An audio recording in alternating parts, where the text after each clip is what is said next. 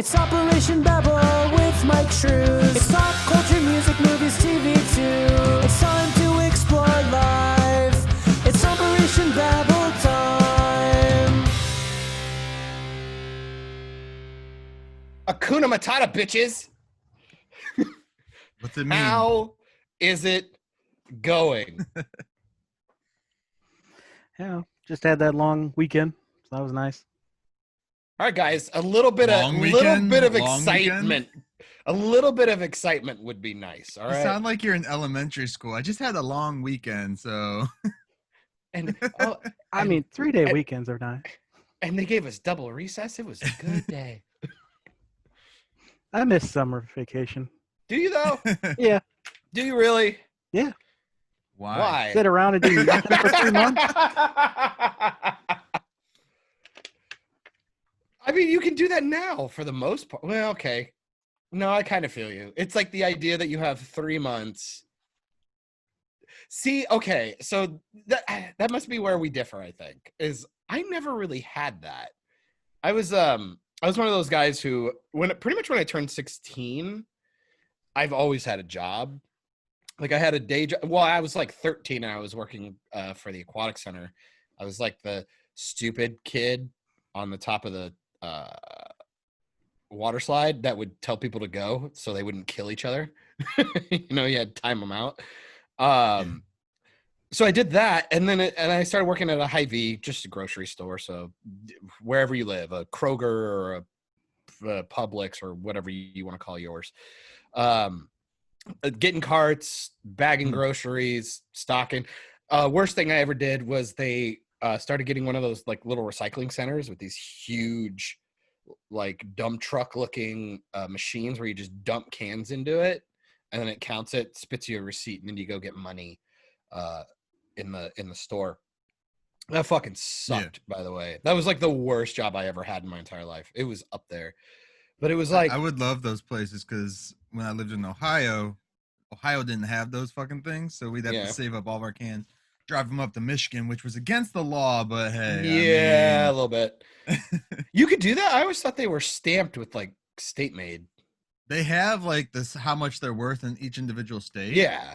But not an actual like return. Yeah. If you live close enough to a state that actually takes the return and all that crap, then you can just go up there. We had something in Mason City, Iowa, little rinky dink ass town, like, barely 30,000 people, where it was like you could just go and there was just like 5 people working there and they would count out all your stuff. Like it was actually really cool.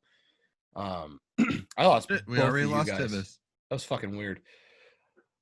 No, this conversation was so fucking boring. He just dipped out. That's what happened. He's just like, what seriously. Happened, Tivis? We're talking about cans. We'll find him.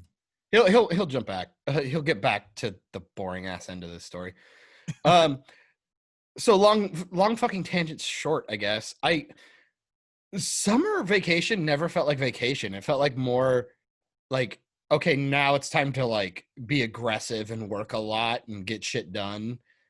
So when I get back to school, I got all the money I need and I don't have to work as hard. Cause like I got a car when I was 16 or 17 because we had like a school permit kind of thing where you could just drive from school to home and shit like that. Mm-hmm. So you need gas money, right? Yeah. And then all the other stuff, especially if they let you off campus for lunch, you obviously want to go eat somewhere. So you're going to spend a little extra coin.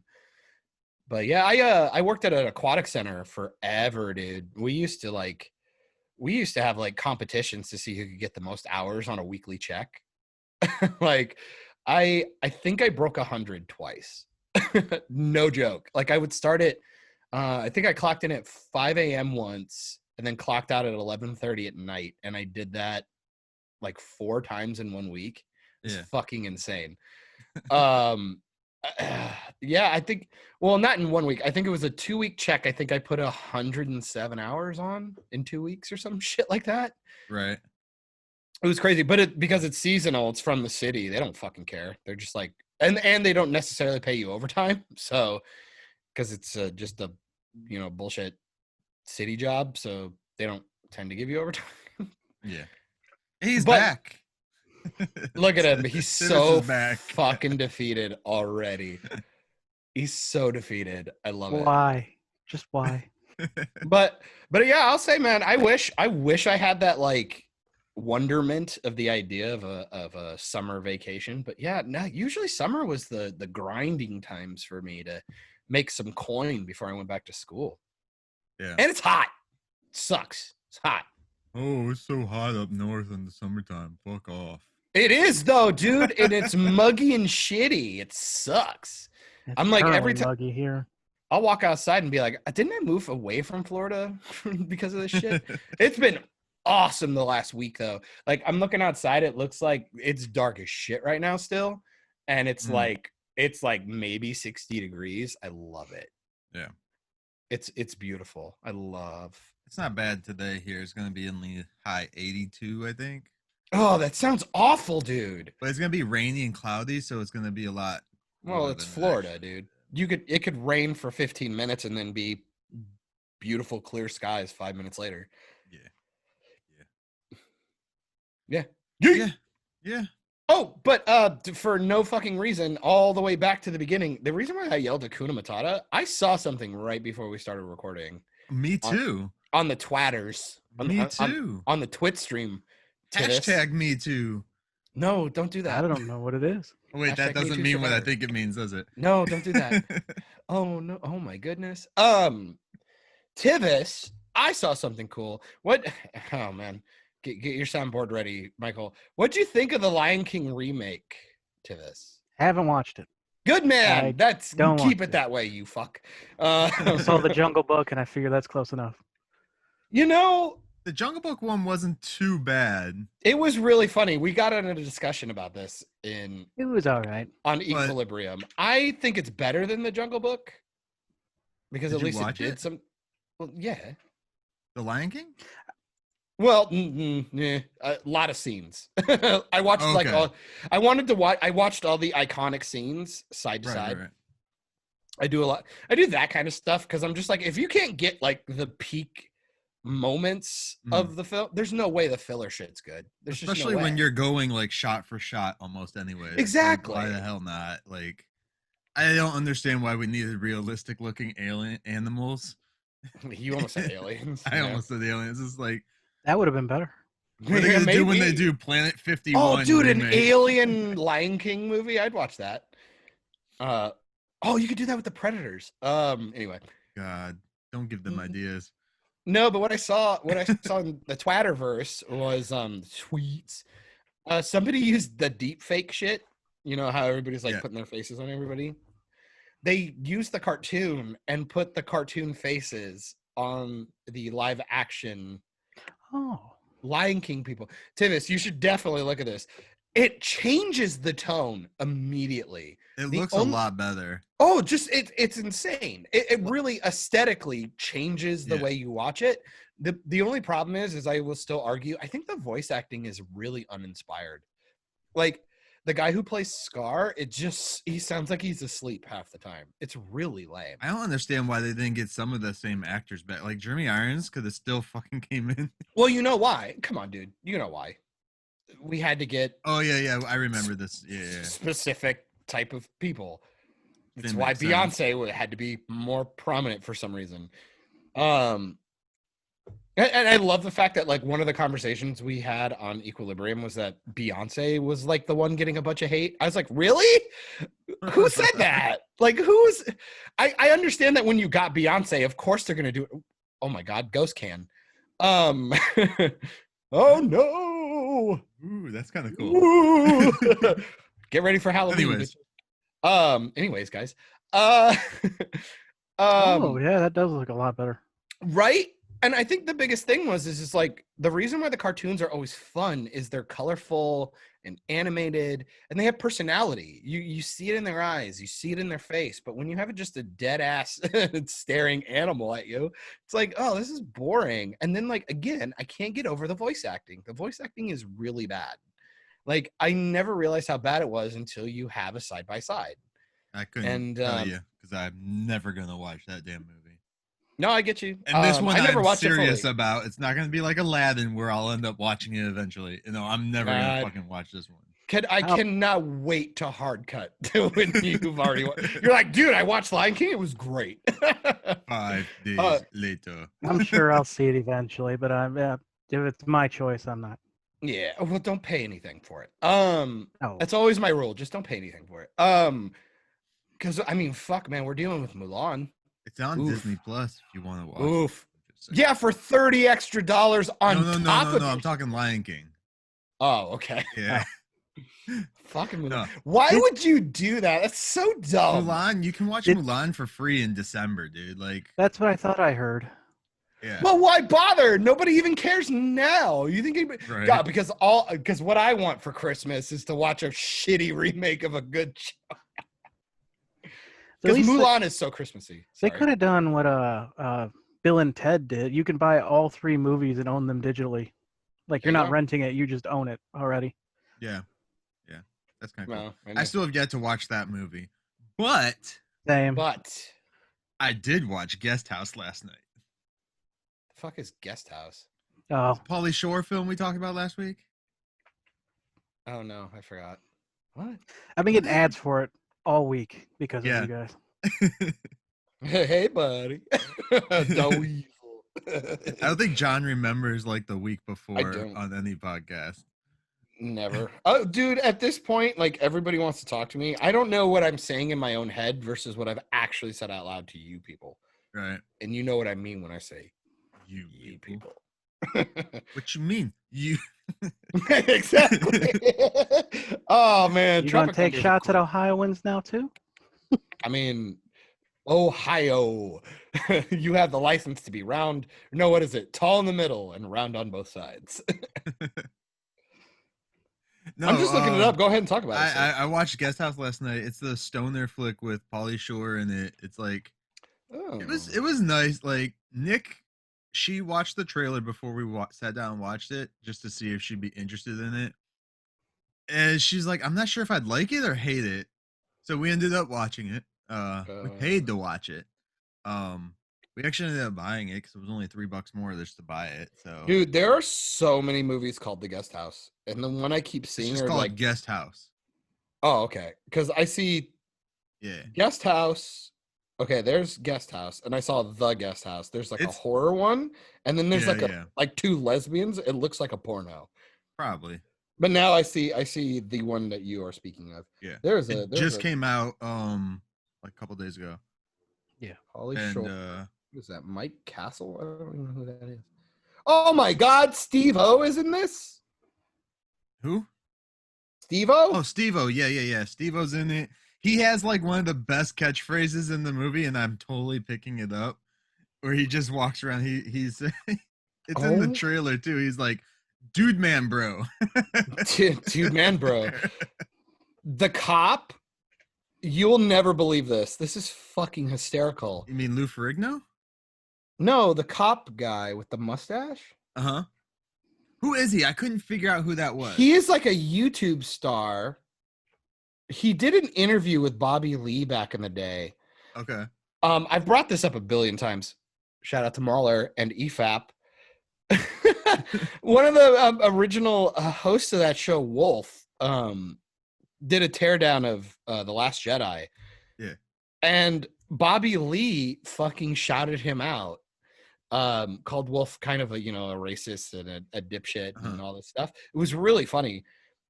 That guy, the cop guy with the mustache, fucking Fat Mario guy. Yeah, he looks weird. He looks goofy.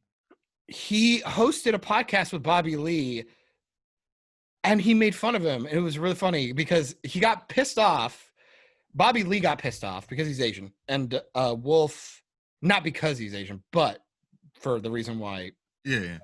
Wolf called Rose Tico fat Asian bitch, which, granted, little insane. Calm down. Bobby Lee's pissed off about that.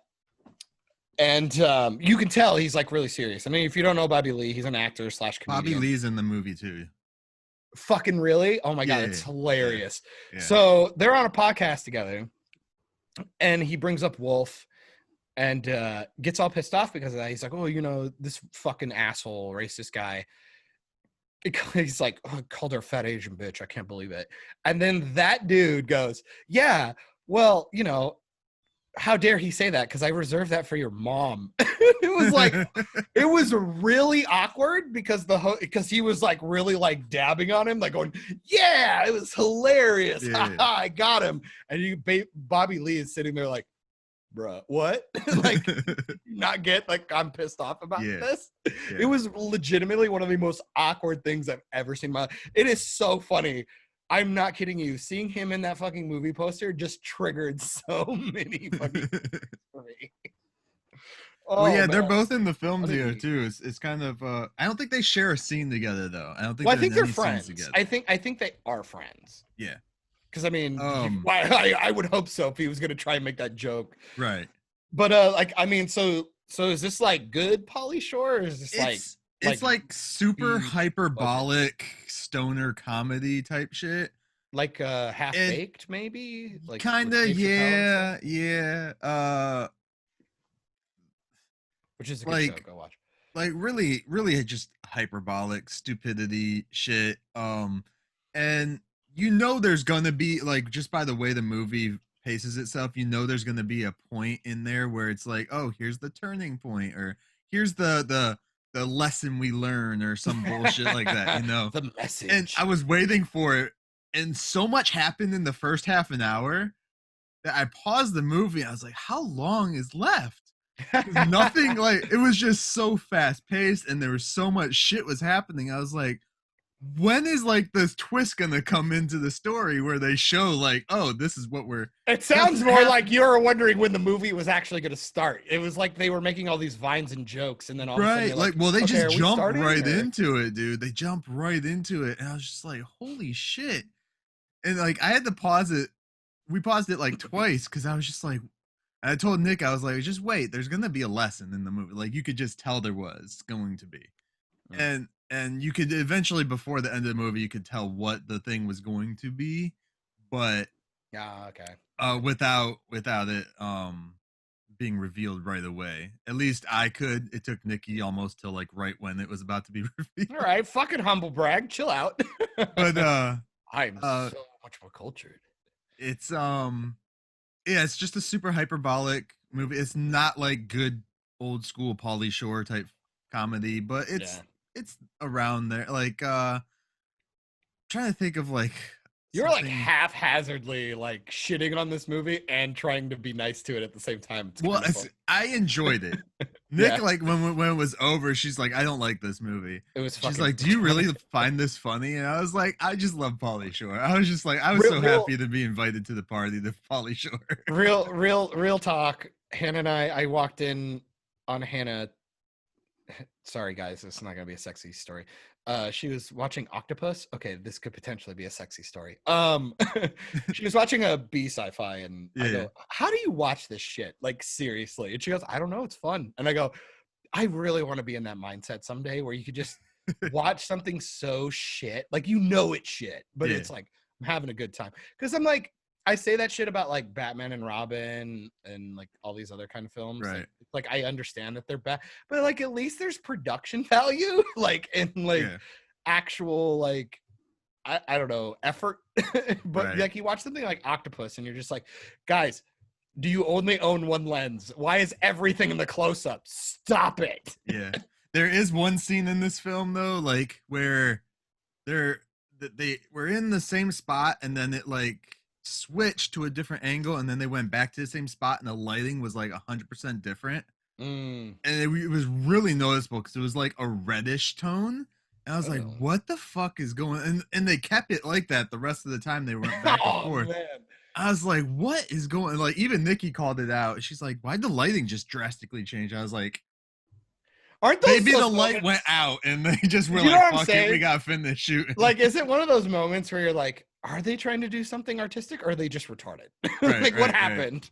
Because Yeah. you literally just sit there and go, something must have happened. Like, Yeah. that was not a creative choice. I will say though, and I noticed the two leads, not Pauly Shore, but the couple in the movie, that's there. They're the main characters. I don't know who the actors are because they're like no names, I guess. That's me. I've You never wanted to noticed say them. nobodies, and that Yeah. seemed more mean for some reason. Bunch of fucking nobodies. It's like we were watching it in Ultra HD, and their faces were so rough, bro. And That's I fucked told up. Nikki, I was like, why are their Face shaming? faces like? Why You is her face shaming, face bro? so? Like, because they, 4K is like super defined and everything. Like, Oh, if yeah, you yeah, don't yeah. do enough makeup, you're going to see every little blemish. And Which is also even worse because if you do too much makeup, you're You'll like, see the fucking hell, makeup. why do you look fake? Like, right, yeah. right. It starts to look like theater people when you get up close to them. Oh, dude, the hardest, I remember a perfect instance of you saying that. Like, you ever watch 30 Rock? Yeah. No, They wait. did. Wait, 30. That's the one with like Tina Fey. And, Sometimes, yeah. Okay. Sometimes. Well, if you ever get bored, just look up a scene from the show. Mm. Basic ass episode, whatever. Yeah. But then they did a live show where Right. they essentially, because it's made by like Lorne Michaels and pretty much half the cast of SNL. So they did a live stage version of the show. So the makeup is like way different and like horrifically noticeable. And it's like the year they made the switch to 4K. So it's like, oh my God. Like you're just sitting there just going, what happened to your face? Oh my God. Like, ugh. And then they go back to a normal episode and you're like, it looks fine. Like, what's the problem? It's really strange. But I was like, it was the first time in 4K I've actually really noticed a lot of things on them. And it was weird because every other scene, her face would look a little better. Sometimes it would look more buttery. And it's just like... fucked up. That's a butterface comment, people. Yes. Calm down. We are from the 90s. Yeah. And I told Nick, I was like, why does she look so like old? And Nick's like, well, she probably is old. Damn. I looked her age up. She's younger than me. Fucked by up. like 3 years. I was Bad like, lighting, come on. It's hard like, because blow yourself out. Look. Blow yourself. Well, yeah, blow yourself. No, but people got to remember, like, we learned, fucking hell. Here we go. We learned in film school. There is a difference for 4K makeup. Like, some of them has, like, it a lot more porcelain-y. Like, it really tries to take out a lot of your pores and stuff like that. Yeah. Because you can really get in there. And, yeah, it's just like, when you have, I'm just one of those people, like, it's like if you're editing a photo and you use the sharpen tool way too fucking much. Yeah. That's what 4K does to you. It's really strange. Like, it's just like, man, like, know what you have. And if you're like, okay, I'm not going to have very good lighting, so maybe don't get like a red camera. You know what I mean? Like, shoot it on DSLR and get better lenses instead of buying a really expensive body. Like, don't do that because you're going to really show. Like, I always tell people the best way I could ever interpret this was, so like we did a short film in school and there was a couple of scenes. It's called Jock Block. It was actually kind of fun. I enjoyed it for the most part. I only did audio on it. But when I was editing it, because everybody gets to do an edit on it, I noticed a lot of scenes because we did like a restaurant scene and a couple other stuff, but we did it all in a soundstage. So there's just like weird hum in the background. And it's like, well, we can't really fix it. I'm kind of a shitty film school student who doesn't really know shit anymore. So I'm probably not even doing a good job of capturing the audio correctly and shit like that. So when I'm in the editing bay, I'm like, oof, we cut from this scene to a close up to a wide again. And there's just this awful hum and it feels empty and hollow. Yeah. So instead of trying to clean up the other stuff, like to a point where it's almost unnoticeable and it doesn't sound right because you could tell you put all this weird stuff on it.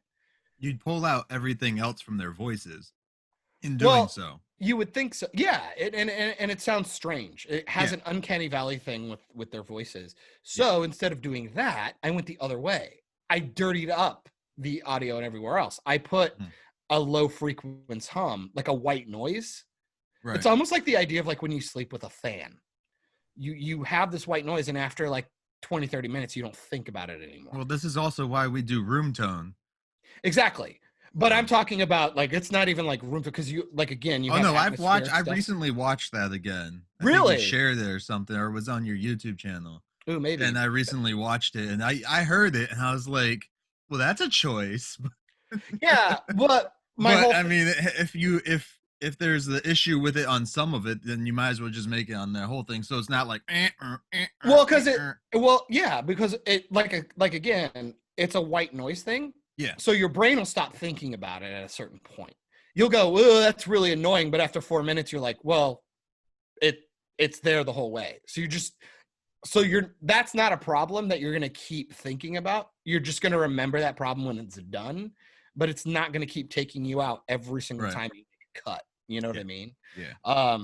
So I think when it comes to movies like what you're talking about, or like these B movies, sometimes you need to degrade for the sake of making Yeah. you not look as shitty and incompetent. It Yeah. sounds really dumb, but Also, too, I think they might have did that to those younger actors to make Pauly Shore not look as maybe old and bad. Maybe Which maybe also that was the why? thing. Could you- Because Lou Ferrigno did not look bad at all in it, and he's like, I mean, he had some facial hair that probably cover up some stuff, but he didn't look bad at all. But Pauly Shore, like I've seen him do like his live videos and stuff on Instagram or Twitter or whatever it is, and like he looks rough. And in the movie, he didn't look nearly as rough. Maybe it's because they gave him some facial hair and lengthened his hair out more and actually like used what he had for it, you know. But use his face. he looked like he could have been a cult leader in the movie if they really wanted him to be. So I would drink Lou Ferrigno's Kool-Aid. I'm just throwing that out there. last night, my wife found out that Lou Ferrigno is like deaf because she did not know. So yeah, that was just something I got to share to her. Well, I just found out right now that Lou Ferrigno's deaf. Really? Yeah, I didn't know that. Why would I know that? That's why he talks the way he talks, man. They've made tons of jokes like on Family Guy and everything else about him being deaf. That would require me to watch Family Guy. Okay, American Dad. How about that? That's the better one. That would require me to watch American Dad. Let's all face it, American Dad is the best one that Seth MacFarlane did. And then comes the Cleveland Show. How dare you? And then Family Guy.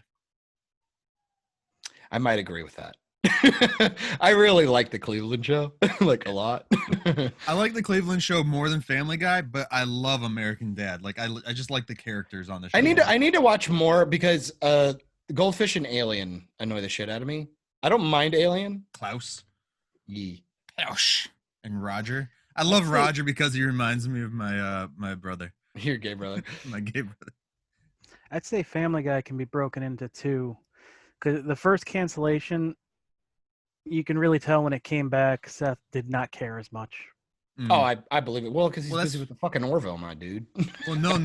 This was long before. Oh, you're after the first cancellation? Yeah. Well, that's when they started American Dad, wasn't it? Like they got back with Family Guy and then started American Dad right away too. Well, if I were him, I would just make as many properties as they would let me have, just because obviously you're gonna put me on the fucking chopping block no matter what. Right. Job security, my dude. It's important. Also, Tivis, this is not supposed to be. This is not intended to be a slight. I would give you all the money in the world if you would cosplay as Peter Griffin for Halloween. I would love you to death. I would love you to death. Can you do the voice? Yeah. The laugh's pretty easy, but there's a dude. I do not know his name. There's a guy on YouTube who apparently looks and sounds like him, and he goes to like cons as Peter Griffin. He dresses up as him. It's I forget. I know who you're talking about, but yeah, it's funny so because he'll go there and he'll just act like Peter Griffin the whole time. The only thing you got to do, Tim, you got to get them circle glasses, man, like those Harry Potter rims. I used to be able to get pretty close to the old man's voice, which is not something I'm proud of. Oh, God. I haven't done it in years. The pedophile guy. Oh my God. So I'm pretty sure I lost that. I would also pay to see you cosplay as the old pervert. Yeah. Robert Francis. Is that the Peter Griffin dude? That's the Peter Griffin dude. Yeah, he actually does stand-up comedy and shit too. He's funny. He's actually funny. He's actually funny. So No, just go watch the Pauly Shore movie. It's only like, Guest House. dude, it's $3 more just to buy the fucking thing. So buy it. That's what I did. I didn't tell Nikki. I just told her. I didn't tell her I bought it. I just bought it. That's $3. We were gonna rent it for $6, and to buy it was like $9.99. So I was just like, fucking buying it. Hey, it's She's never gonna watch it again, but I will. Hey, it's better than a lot of the really expensive, stupid things I've been doing lately. $30 to get early access to a streaming movie. I Right, did dude? find. I can't find. It's so stupid. It's making Yeah. me mad. Why are you triggering me to this? We're not gonna talk about Mulan. Why because not? We Because should there's all so talk much about bullshit. Mulan. I watched something that Tivis shared about the entertainment industry right now, and then Mulan was a part of it, and I was just like, it was a Philly D story. Yeah. No. Philip DeFranco. Mm-hmm. I like Philip DeFranco. Yeah. I don't watch him as much as I used to because he's getting a little more. He used to be really good about like staying very neutral when he would talk about stuff. That facade is starting to wither away a little bit. I think that's going away with everybody. Well, I think it's hard not to. At some point, you like report on shit for so long, you just see a trend, and you can't help but pick a side, regardless of whatever side you pick. I just get sad because he just seems so depressed anymore.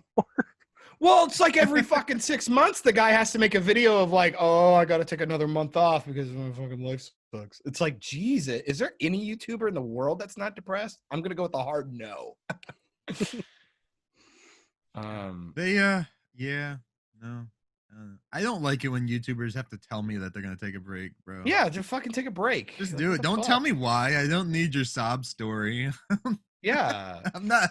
That might just be me not like being empathetic at all, but still, I'm just like, I don't care. I get it. It just it feels like, why bother? But I guess when you do have a fan base, it would be because it would be like the equivalent of like CBS going like, okay, guys, we're just not gonna make shit for like another like 3 months. Like, I mean, everybody did that though. So. This is also true, but you know what I mean. But like, literally taking a choice to just be like, hey, we're not gonna put out any new content for like 3 months, and I kind of get that sentiment, and especially when it's on a more personal level. But do they need a whole video? Just put out a tweet. Let me know on your stupid. Yeah, but who's all on Twitter? I mean, the smart would be to do it on your channel because obviously that's where you would assume your fan base will find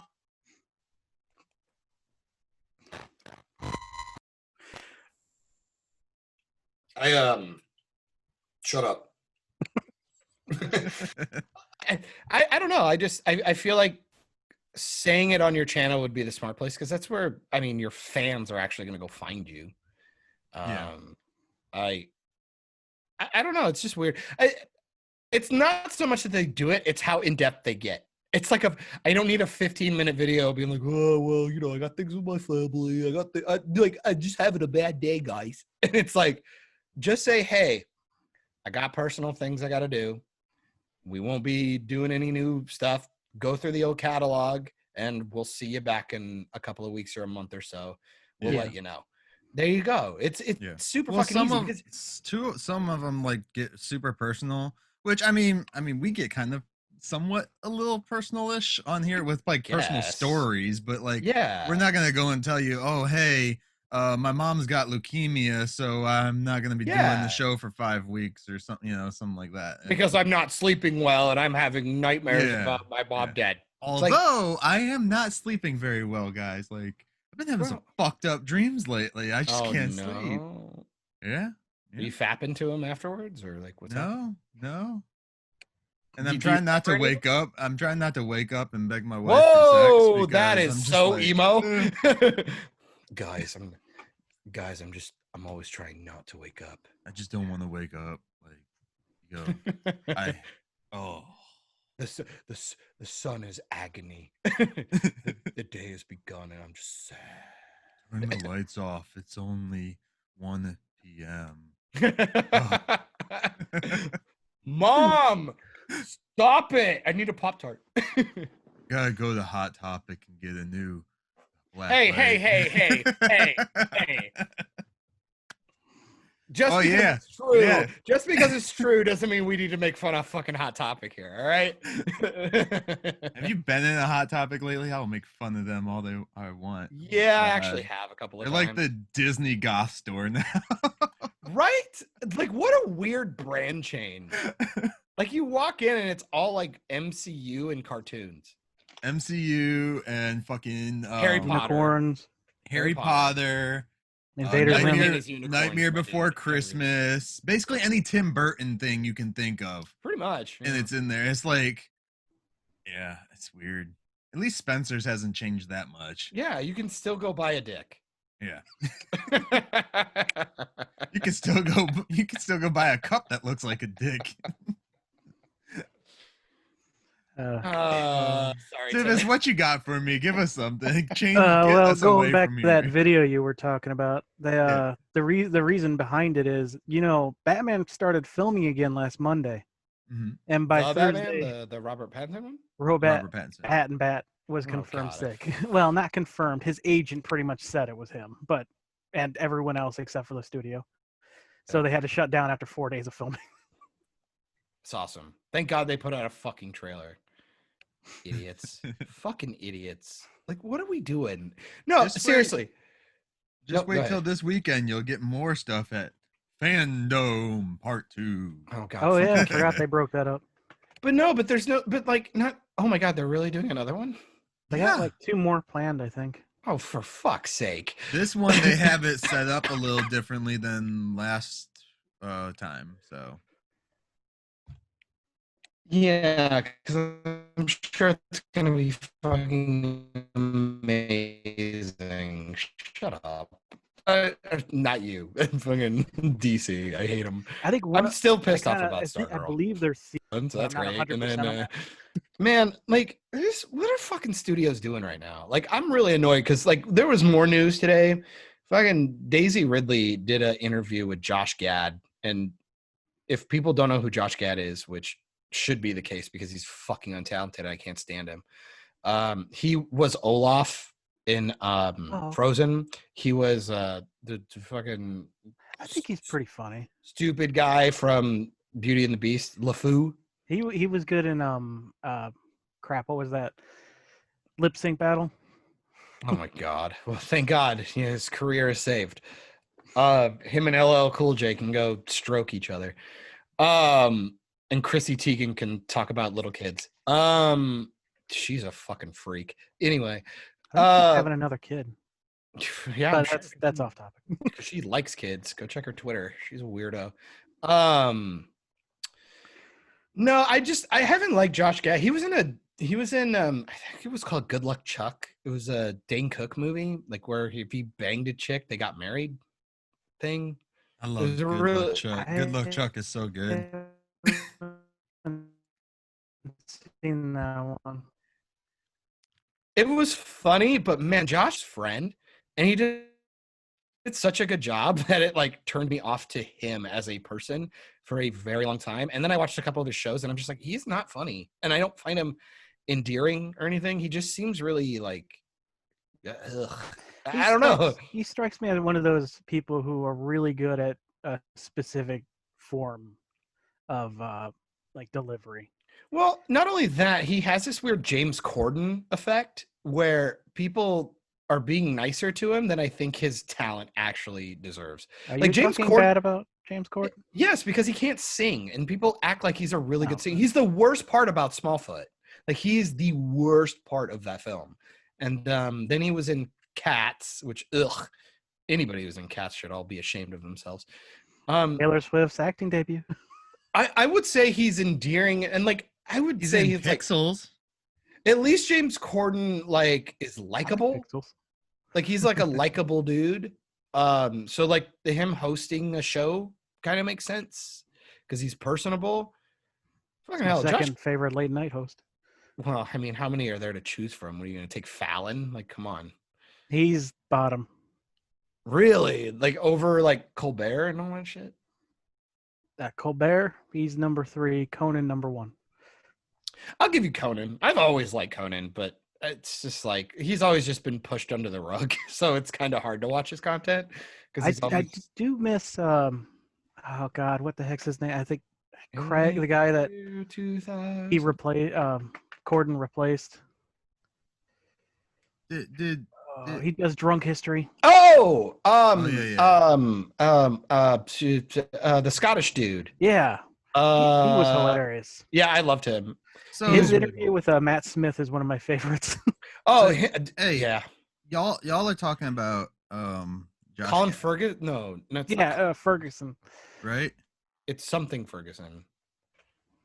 I want to say Y'all- Colin, but that's not right. Y'all are talking about Josh Gad, right? That is called At no, first. it's not. Yeah. So I looked him up, and apparently there's this show in development that they're doing right now, or they've been showing it. It's The Princess Bride, Shut up. Fuck off. serialized remake of The Princess Bride, told in short chapters featuring celebrities at home during quarantine. They already did that. It's on Quibi or whatever. Is it on Quibi? Yeah, it's already been out. Oh, It's already out. It was funny. Quibi. It was actually funny. Jack Black plays Wesley. No, we're talking like people like cut holes in dish towels and shit to make masks. Like it's really like Really? stupid. Yeah, it's really stupid and funny. I found it endearing when people were Zazie telling Beetz us is in it. everybody's in it, dude. Like everybody. Batista's in it. Bautista. Okay. The animal. Oh no! Damn, are like we gonna? everybody Are we is about in to it. accidentally segue into fucking pro wrestling? Please don't do it. I haven't heard anything other than they suck for a while. So I mean, some shit happened. also they're last not week. allowed to do it on Twitter anymore. I haven't heard much, but I just know they still eat butts. I'm waiting for heels though. I've been seeing inkling like little ripples on Instagram and stuff from Mr. Amel himself Yeah. talking about heels. I'm excited. I want to watch it. I want to believe that he can do it. You want to believe he can act differently? Is that Yes. what you're saying? Because again, I will keep saying this. If you guys go and watch, because I never watched Hung, but I watched a couple of his seasons or scenes. He's all right. But I still love him on Blue Mountain State. I don't know if you've ever seen that show. Definitely go watch it. Yeah. He plays like this weird Christian quarterback, and it's fucking hysterical. He's only on like 3 or 4 episodes, but he's so funny. And I'm like, I really like him. And it's just Stephen Amell is one of those actors that like I enjoyed on screen, even though he's kind of one note in Arrow. He's very, very just he's extremely bland, but I Yeah. like him. But then you see him in interviews and the stuff he does. It's just like, fuck, I really like this guy. I like the actor. It was the same thing I had with the dude from Eureka. I really liked him. Like I would watch their panels and stuff, and I almost liked the show more because I liked the people in it, which is obviously super biased. But it just makes me want to believe that he's more talented than he potentially is. And so I'm really hoping Heels comes out and he like really surprises me and I get to go, yes, I'm validated. Thank you. He's gonna come out in heels, and his character's gonna be like the big boss man, and he's gonna be like, "I want to be a detective." Shut up. I still, man, can I tell you, I really don't understand how you guys defend. Well, I don't know, Tivis. I don't know where you stand with it. I don't know How how you you defend guys? those. Well, yeah, because I'm sorry. I assumed Tivis that you liked the Turtles remakes. I don't liked know. it. I think they're terrible. I think they are so egregiously bad. It's insane. I will say the second one, because they leaned into the stupid, a little bit of the character designs, the bump in saturation. I enjoyed the colors, and I did like Bebop and Rocksteady for the most part. Nothing will ever beat the first 2 Ninja Turtle movies, though, so it doesn't fucking matter. How dare you? The third one's amazing when they go back in time to feudal. The second one is the most watchable, and the first one is the best made. Period. Yeah, I'd probably give you that. The second one, Secret of the Ooze, is a fucking cartoon. Yeah. But it's Instead of Bebop fun. and Rocksteady, they had Toka and Razor. Yeah, But the first one is so fucking good. I forgot how good that movie is. Like It is? we pretty much do a Turtles marathon like every year at this point, and just order a bunch of pizza and just fucking watch them all. I still like 3. I would probably watch 3 before I watch 2, just because it's really bad and I enjoy it. But come on now, guys, who are we kidding here? No, we all know the best turtle movie or experience you can ever have. The Next Mutation. No, how dare you? It's the stage show. It's the stage show coming out of our shells. It's the greatest thing ever put to screen, ever, of all time. Ever put to screen? Shit, I saw it in person. Did you fucking really? Yeah, my mama took me. I've never been more jealous. Yeah. That is a memory I wish I could share with you. I remember the whole fucking day. Like, we got dropped off downtown at the place that we were going to. You see all the tables of all the turtle swag and everything like that. It was so dope. And then when you're in the arena, like during part of the show, they had the foot soldiers bust through the doors in the back of the arena and shit. And then they were shooting fake pizzas and stuff into the crowd and all that. Yeah, it was fucking awesome. So awesome.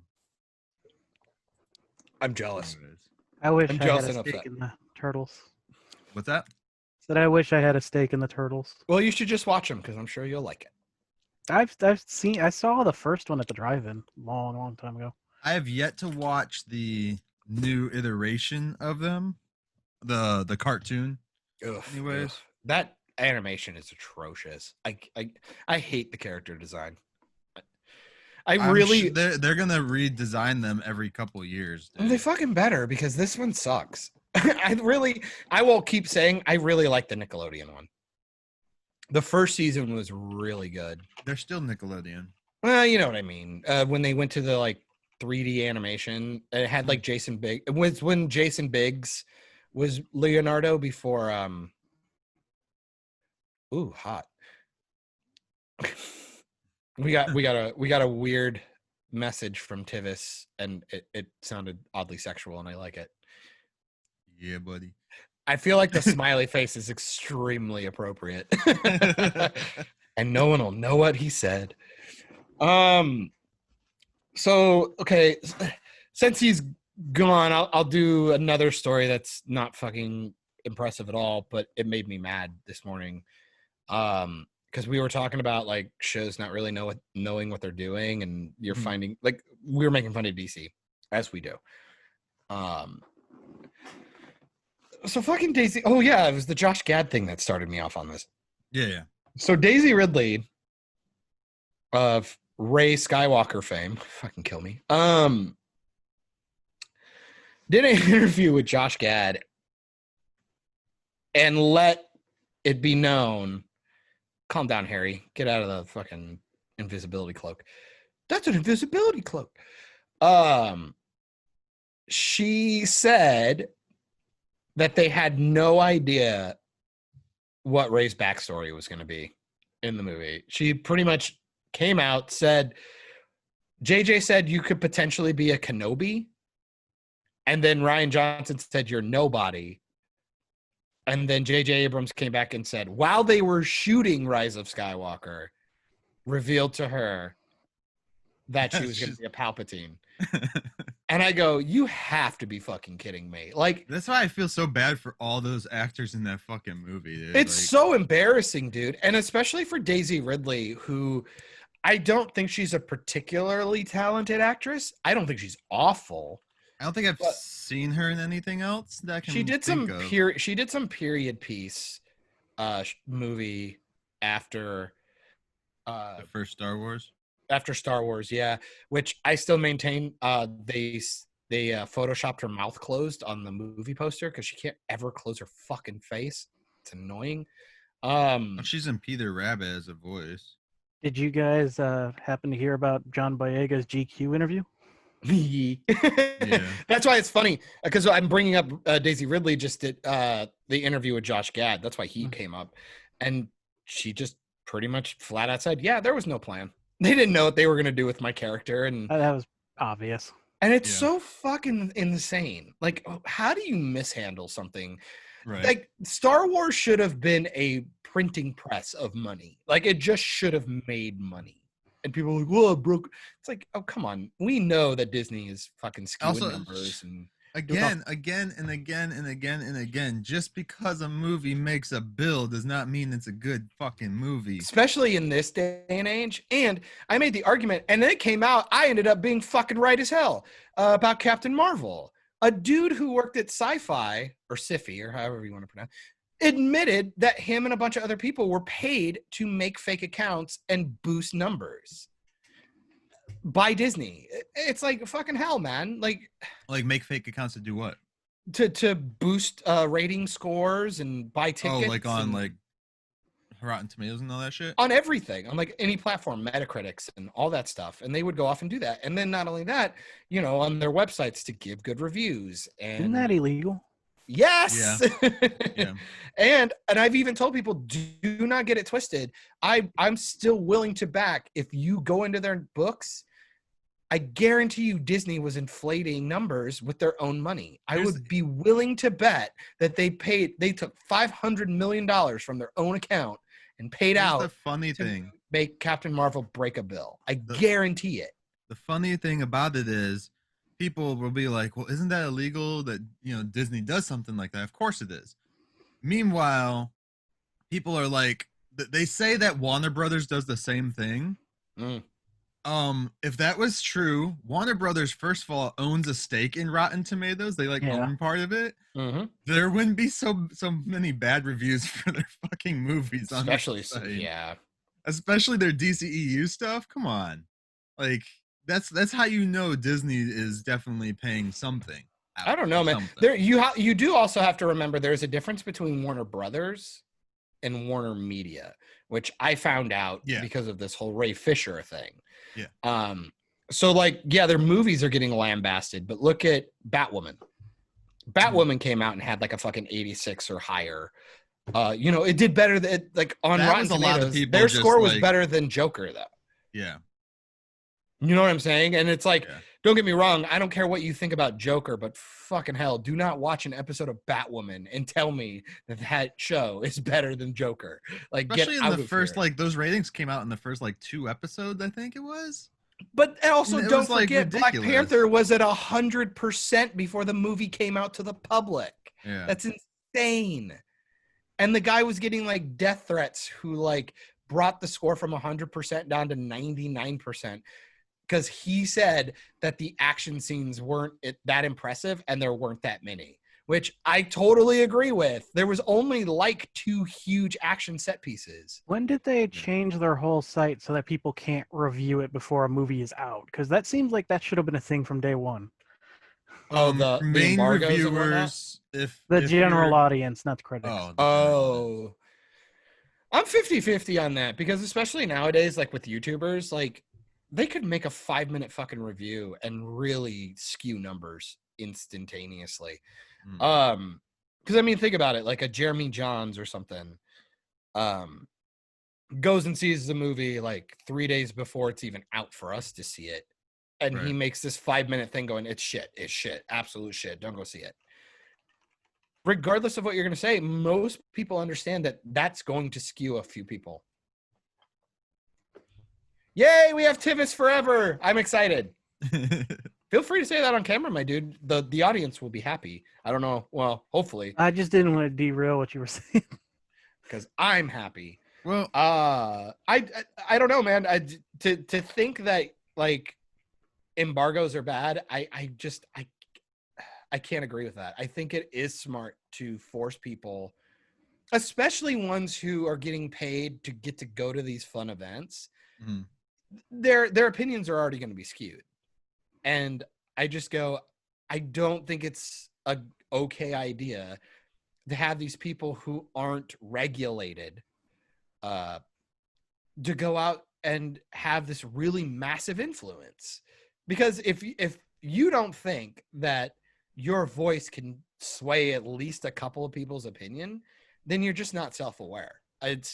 People are looking for confirmation bias. People are looking for reasons to either say, yes, I support this, or no, I don't support this. And I think if if you don't believe that that can skew some stuff, man, you're naive. It's insane. You know what I mean? It's just really different. I mean, come on, guys. Like, be honest. How often, at least once in your life, you watch something that you fucking hated? I'll give you 2 instances. So here's one. You watched something that you hated. And then what'd you do? You went to YouTube and looked for everybody who shat on it. And you want to know all the reasons why it sucked and get a little confirmation bias. But then maybe I'll watch 1 or 2 good reviews just to see if they're off base, or I go, oh, you're dumb. Like something like that. But then you also have the other way where you're like, I'm not feeling really comfortable with the remake, or I don't want to see this, but I'm going to go to a reviewer that I trust, that I watch every week, and go, well, if he didn't like it, maybe I'll just wait for the DVD. I'll still watch it, but instead of going to the movies for it, I'll wait for the DVD. Right. I mean, that changes numbers. It really does. People talk about Chris Stuckman all the time. I'm still gonna work on an edit where I'm gonna take 50 of his videos and I'm gonna clip them together and prove that if you just took the title away from his video, you'd have no idea what movie he was talking about. He's that kind of reviewer. He's so milquetoast. It's insane. But the guy has millions of followers and people really, really care about what he has to say. He has less than 2 million. And to think, is it less? Well, Less than still, 2 million. Well, I'm sure he's what, 1.2 problem? 1.4, I think it was. But I will make the argument, I don't think he's awful. I think he's just disingenuous. I think he wants to pump up, and this is, and I'm not just going to shit on him because I bring this up a lot with a lot of reviewers. I think they feel the need to review everything. They feel this need that they have to have a video for everything they see, which I think it takes away from their credibility. And the reason why is because I have an issue with Chris Stuckman, because he's the reason I bought Signs. Yeah. He was on an episode of Pretty Much It on YouTube. Him and one of the main hosts watched Signs together, and he talked about all of the really cool stuff, like behind the scenes things that made this really interesting and the reason why this shot was cool, and like gave specific reasoning for why these moments were really, really spectacular and how glowingly he talked about it. I went and bought it the next day. I bought it on Amazon. I'm glad you kind of brought him up because I have a list of things that I wanted to bring up. And one was a video of his I just watched yesterday. Which I gotta go back and rewatch the damn movie because I totally forgot almost 50-60% of that damn movie. And it was Predator 2 with Danny Glover. Yeah. I totally forgot the entire like intro to that movie. I only remember like I only remember him fighting the Predator on the ship. That's all I remember. Yeah, it's usually what most people remember. But he was talking about it, the gun that the Predators give Danny Glover's character at the end of the movie, the old gun. The old flintlock pistol, Yeah, it has a name on it and stuff. Well, there was a pitch that they were going to do a Predator movie for that whole storyline of that guy's gun and everything. Which they should have. They did a comic instead. It would have been a badass fucking movie, and it would be something completely different than all this like modern stuff we keep getting in the modern times with them, or even like in the future. And it's like, no, like let me see, like Tremors did it with Tremors the Beginning or something like that. Yeah. Where they did like so many in the present time, and then they went back to Western times and did a one, and you get to see how people would deal with the same thing without like all the technology and shit. So it's funny you bring that up because people like Critical Drinker, who I recommend, go watch him, Mahler, and God, I want to say Nerdrotic brought this up too. This idea of like the Predators have an honor code, and that's really interesting. Yeah. Why not say? Would you not love a medieval version where he shows up and he just takes all his tech off? Right.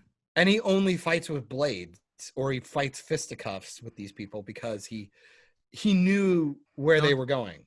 I can say one thing though. I haven't And not a seen- time travel. It's just Yeah, they've been yeah, around. I know for what that you long. mean, but like I haven't seen the new Predator movie, but I do know they Oh, have the those like Shane Black one. Oh my yeah, god. I do know they have like those wild dogs and shit like that.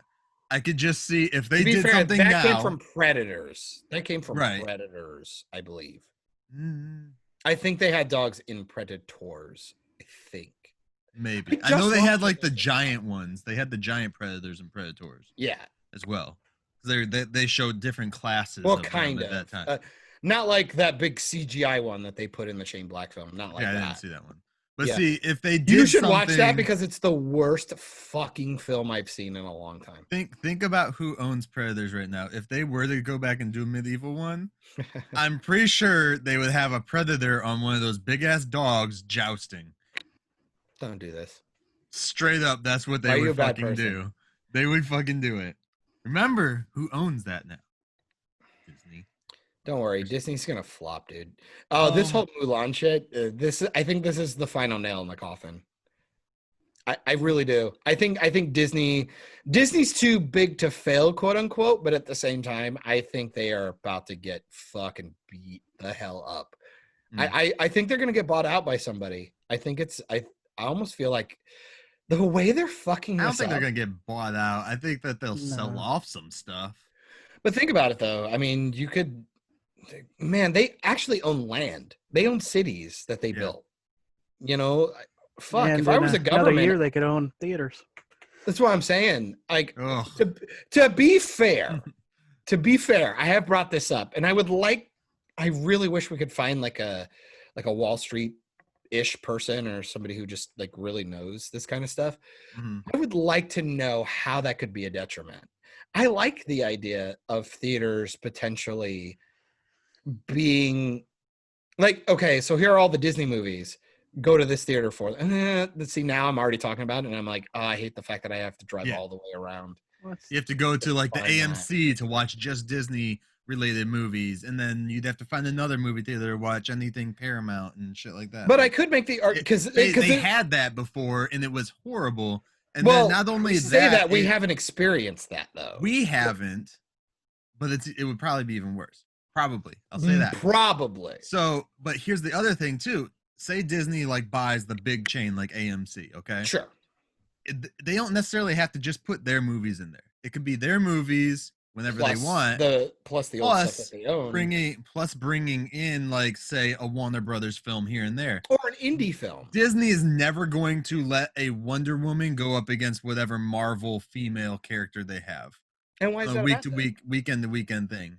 I don't think that's a bad thing though. Because then you're starting to mess with that. That's why they do what they do, John. Well, yeah, I understand that, but Do what they do, what they do. no, but I'm talking about. But what does it matter? We wait 1 week for the Wonder Woman debut You versus. think they would wait for 1 Black week? They Widow. would be like, no, you can't be in this theater until like 3 weeks later. Sure, but what's the difference? Who cares? It's Well, just there's no difference. This is that entitlement thing I talk about where I think people shouldn't be talking about release dates before the film is fucking done. right.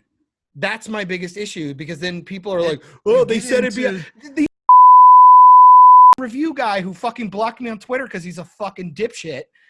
Like this fucking is like sitting here going like, oh, don't go to movie theaters, blah, blah, blah. And then a week later, it's like, I can't wait to go see New Mutants because I'm a fucking contradictive dickhead. What would have happened if you would have waited 1 more week? What's the difference? You waited 6 years. Like, I keep telling people this, like the Black Widow thing. Okay, do people know that like Prince has music videos he's never released? Tupac had music he never released too. Sure, and I'm sure Michael Jackson does too. Yeah. And it's annoying as fans, but guess what? Okay, but what would be more annoying? Giving me a release date for a song that never came out? Or just one day I get a trailer for something I didn't know I wanted? There you go. If they wouldn't do this, but it's the marketing machine. Like Marvel and Star Wars, they want to make 4 movies a year. Why say that? That is stupid. Make the movie first. Maybe it's not necessarily. I agree. I don't give a fuck. I don't want to hear about a movie 3 years before it comes out. Yeah. I Like don't want to hear Avatar. about the. Holy fucking shit! Do I need to I- hear about an Avatar movie again? Yes.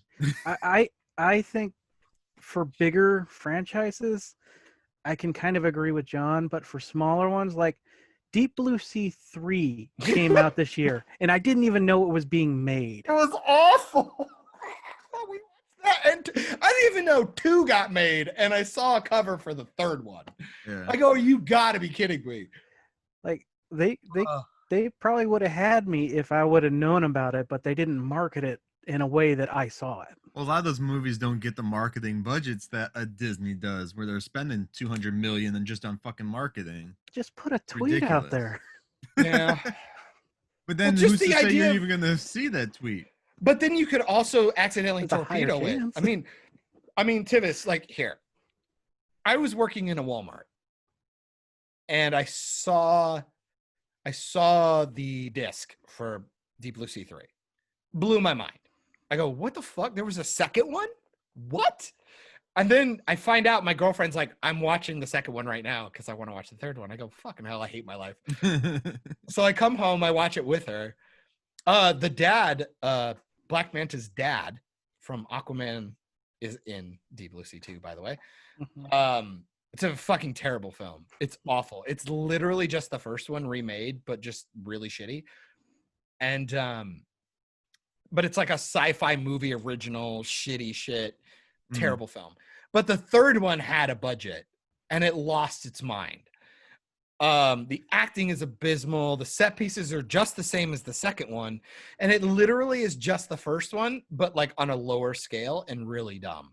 It kind of reminds me of Jurassic World without the spectacle, because it's like they like tried to weaponize sharks instead of like trying to do something altruistic like they did in the first film. It was really dumb. So they were playing like Dr. Evil, like No, lasers seriously. on the sharks. I'm not kidding you. They were probably one step away from that. Shit. Like, no, we had them uniforming up like in a 5, like a Power Ranger flying V. They had sharks doing shit like that and coming in. Like, it's fucking insane. But that's what we're gonna get with raptors in the next Lost World. But here's my thing. We'll talk about, so Tivis, when you say like put out a tweet or something, I'm not gonna lie, the way I saw it and found out about it made me intrigued because it blew my mind that the second one even existed. Versus if they'd have put out a tweet and said, here's Deep Blue Sea 3. None of the actors from the first one are in it. Has nothing to do with it. I go, I don't care. Just go make your stupid shark movie and fuck off and stop bothering me. But because of the way I saw it, I watched it. With Deep Blue Sea, I can't help but think of Lake Placid because they came out so close together. And Lake Placid sequels have not let me down. Don't forget, Betty White's in the first Lake Placid. It's great. The film is actually fun. But if you're going to watch an alligator film, come on, man. Go watch Crawl. Like, what are we doing? I don't know. Yeah, the Lake Placid ones, but they got campy too, man. They turned into sci-fi original. Oh, yeah, they did. But they're still entertaining. More so than Deep Blue Sea 2. I will agree. Deep Blue Sea 2 is really bad, guys. It's like really bad. Almost to a point where I actually would recommend it. If you like shitty films, go watch it. It's fucking insane. It's truly, truly absurd. It's, I don't even know what's worse. I really don't know what's worse. 2 and 3, because 3 we have like a kung fu fight for some reason with like 2 dudes. It's really weird. It's really dumb. It's really, really dumb. Oh man, they're both terrible. Why do movies suck so much lately? I think you know what? I'm gonna harpen back to the release date shit. I think people are just pumping stuff out. Well, that is true. And again, I don't want to hear about a fucking movie 3 years before, 6 years before. It's insane. I honestly, they should not tell you about a movie if they have not written the damn movie first. That's what I'm saying. I mean, look at the Chadwick Boseman thing. Imagine if you're like, we're making 3 Black Panther things and they actually had the scripts done and ready to go. It would be catastrophic. They but said right now, Black Panther 2 is supposed to be 2022, I think it was, is what they announced before. And it was funny because they didn't have a script. I bet they didn't even have a script. They didn't because I watched the video where Chadwick was telling them about it, and they're like, "Oh, so you guys already shot it?" And he's like, "No." And he's like, have you seen a script? He's like, no. He's like, Yeah. so when's it coming out? 2022. Yeah. That's all they. Isn't that insane? It's so I think- fucking ass backwards, man. That was on the Graham bel- Norton show. If anyone wants to see that one. Fuck me. I love believe Graham Norton, in by the way. that same where we found out that he didn't let Disney know about his illness. They were just starting the planning stages to get it, bringing the team in to start working on Black Panther 2. To be fair, though, I still hate to harp on this, but man, if you were a good friend, you would have noticed. Like I noticed, and I told Michael this when 21 Bridges came out. I go, why is he so skinny? Like seriously, it's like he's playing a cop. I'm in New sure York. his good He friends would have knew. beefed up. Yeah, they did. Well, and I'm sure his family and stuff knew too, and you know, it's But he's not why. gonna go and tell every single person he works with, like on SNL, hey. But guess maybe what? tell fucking Disney so they aren't planning 2 movies with him. Well, he thought he was going to beat it right up until the week before. I mean, you'd hope so, but still, even then, it's like, think about the mass. Let's just say, in a just and fair world, he survived, right? Mhm. Think about all the training and shit he has to do to get back. He was I forget who said. I think it might have been his agent, but I'm not 100% on that. Like he was talking about how he had to plan all this stuff to bulk back up before the next one. Yeah. Mhm. The dude would have had to eat 2 trucks worth of almonds to just have enough protein and eat an actual cow. Like, I mean, come on, man. And then especially after that beat up your body takes from chemo and stuff, it's just like, Oh yeah. fucking hell. Like, what are you going to do? But they would have wanted to keep him on a time frame and it just would have looked wrong. And it's just one of those things where I just go, you put a lot of pressure on these actors and writers and stuff to just really get something done, even if it's not quality. They don't Yeah. care about the quality. They care about just making the deadline. And at that point, That's not even why? I'm actually kind of getting over blaming the studios for that and blaming more so the audience that lets it come out like that. Like Yeah, and be okay you're with it. letting mediocrity rule the entertainment Yeah. industry. Exactly. Stop- And you're Stop not getting stop- angry when things get delayed. Yeah. Yeah. No, there are movies that are made like fucking Guest House. They made it like that. Yeah. You know, but it's not Because of- it's what they had. yeah, it's not like a $300 million fucking Marvel movie, and you're just, let's not put that last render layer on it. We need to get it out. Let's not next fix week. that red light issue Yeah. that we just had. Like, come on, let's just But get there's it a- out. But there's a difference between being. Don't worry about CGing the cat's hands all the way, making sure they have like buttholes or something. I don't know. Thank you, cats. Fucking no, but seriously, it's like there's a difference between not having the resources you need versus like a Disney that has Mm. everything you could possibly want, but yet you still adhere yourself to mediocrity. And if Disney doesn't have it, they fucking buy So, it. I have a question. Pixar, Star Yeah. Wars, Marvel. You guys probably know that the way they talk about release slots, it Yeah. seems like there's only so many they allow on a day. Is that company How do you mean? imposed, or How do you mean? Like announcements or like when they're actually being Well, put it's out? like Black Widow. When Okay. they delayed it, they moved it to Eternals, and they said they already had that slot prepared. Is that like an industry thing, a theater thing, or a company imposed? so okay, so I would never know firsthand. I think it But- comes from the theater. But here would Like- be my speculations because you have to remember the theater will only allow so many screens to certain movies, blah blah blah.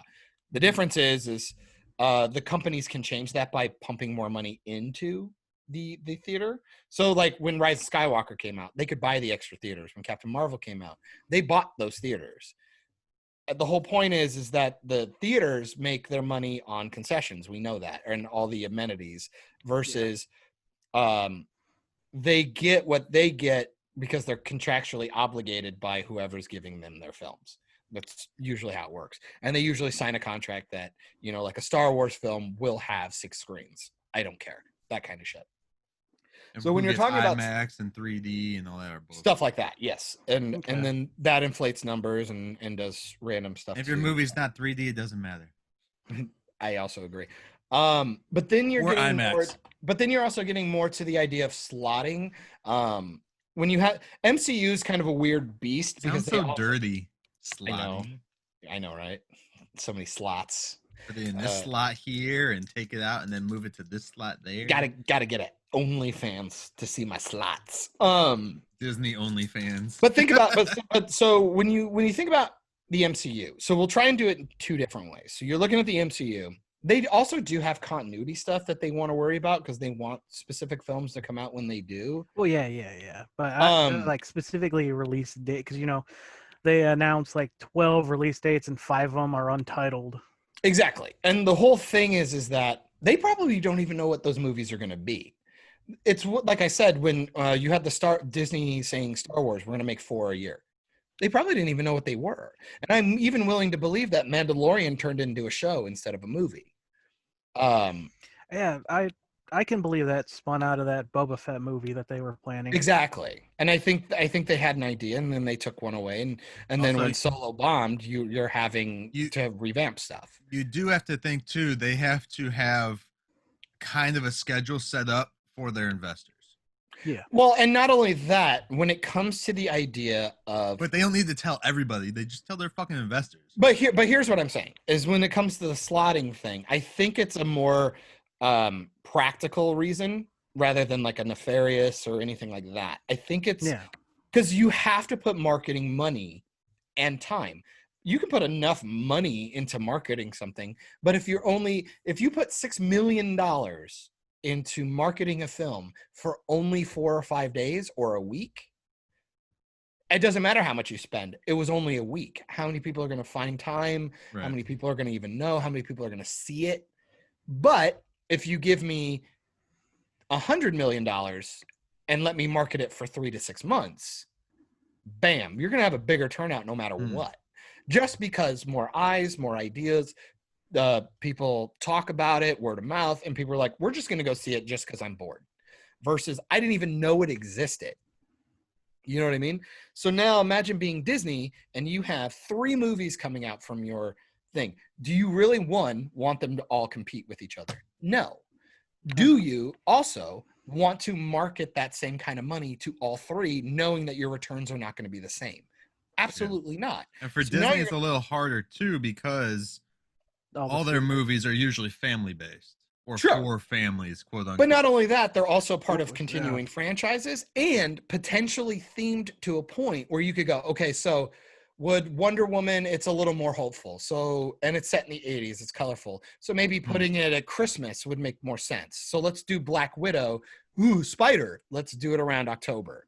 You know what I mean? It sounds really dumb, but you could find weird ways to market for the season and give yourself a 2 to 3 month gap to where not only are you building anticipation, but at the same time, you're giving yourself a chance to see how much money you're allowed to pour into the marketing of the next one. It's like if Mulan bombs, which it did, you're not going to have as much money to pump the next live action, if that makes sense. You know what I mean? Yeah. And as a company, you need to be very, very aware of that stuff. Well, you totally know they're going to just write it off as, oh, it was COVID. COVID's the reason this movie flopped. Oh, but sure. But it doesn't matter. I think everybody's going to do that this year. You year. can play it off as much as you want, but as an investor or a CEO or somebody who's reading the books, you only have a finite amount of money. And you need to know how much you have, and you need to figure out which horse you want to put that money on. Right. And that's the hard part. It's always the hard part. So there you go. I think, I don't know if that completely would answer the question, but really just take that logic and put it on anything. Like if you have an indie film with Oscar Isaac in it, like an Ex Machina, you're like, fuck, we made this film for $30 million. It's not that big a deal to pump another 30 mil into its marketing, and hopefully it'll do a fucking Joker's great. $55 million film broke $1 billion. I'm sure they probably put $50 million worth of marketing on that. Venom. Sure, Venom. But the returns on that weren't as great, but we're still going to get a ton of money. It did okay, but not for like what they spent on it and for the franchise and coming off a Spider-Man film. And then we're moving into Morbius. It's like, we haven't even heard about that film now. We've had 2 trailers, and it's been what 6 months, and we've It even was heard supposed about to it. be out at the beginning of July, I think. Which again is retarded. You should have put it out in October. It's a vampire film. Like what the fuck? Like, but you know what I'm saying? It's like you need to know what money you have, and you need to know your quality. And the problem is I don't think Disney would know quality at this point. I think they see a product, put it out, people will eat it. And if man, and after hearing all the stuff you're seeing in interviews with Star Wars, it's proving people will fucking eat anything at this Every point. time John Boyega does an interview, I feel bad. There's a Oh, I lot of love watching him. misquoted stuff from his GQ thing. He was Yeah. pretty neutral. I mean, he definitely said there's an issues, but he didn't want to talk bad about JJ because he hired him. And I just but then I JJ's feel- the guy who fucked him over on top of that, though. That seems unfair. it started in The Last Jedi, though.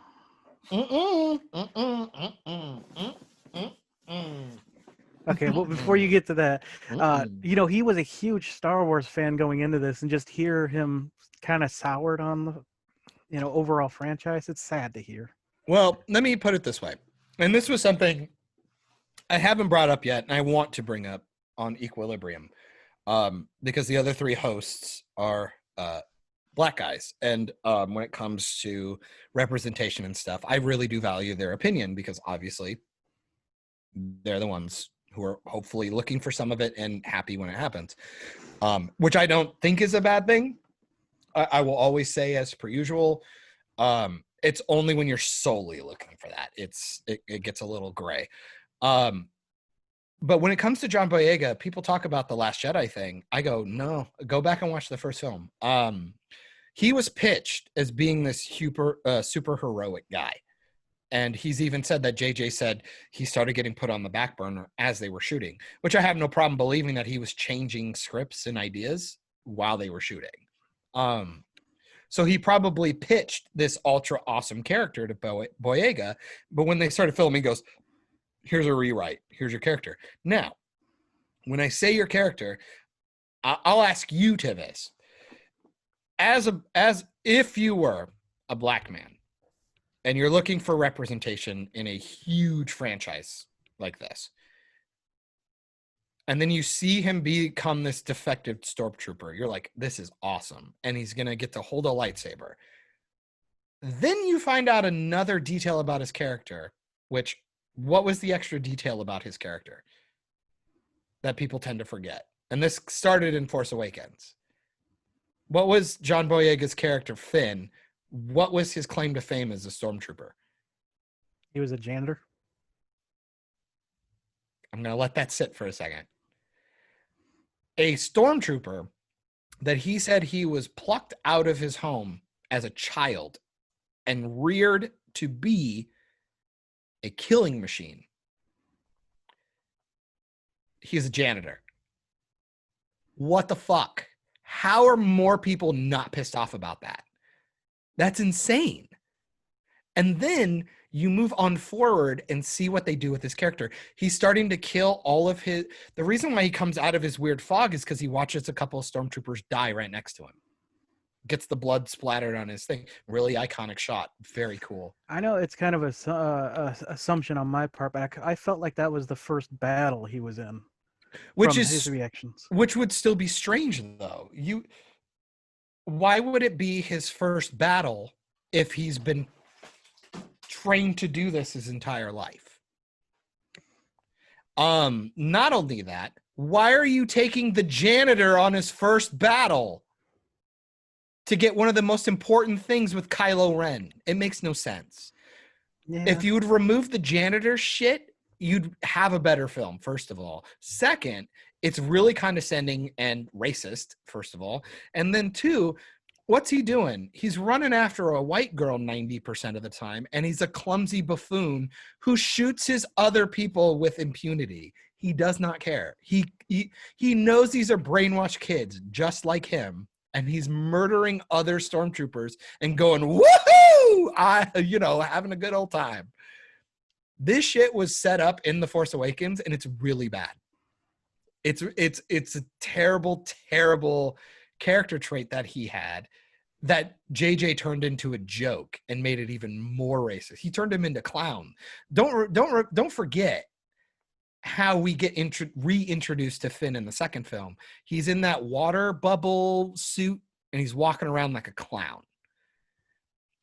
And the reason why I'm pissed off about it is because, one, everybody talks about representation and blah, blah, blah, and they're really happy about Finn. I go, you guys are so brain damaged that Disney is doing something extremely racist, and it's awful. I kind of had the same issue with Black Panther, but at least Black Panther, like their culture and stuff was kind of cool. And they had weapons and like, I don't know, like they looked more regal and really cool, but then you still have like dust fields and thatch huts. And it's like, ooh, yeah, well, this is what Africa looks like. It's like, oh man. So, like, really? So I want to go off on what you're saying, actually. Yeah. And segue away from Star Wars a little bit with it, but because of what you're saying.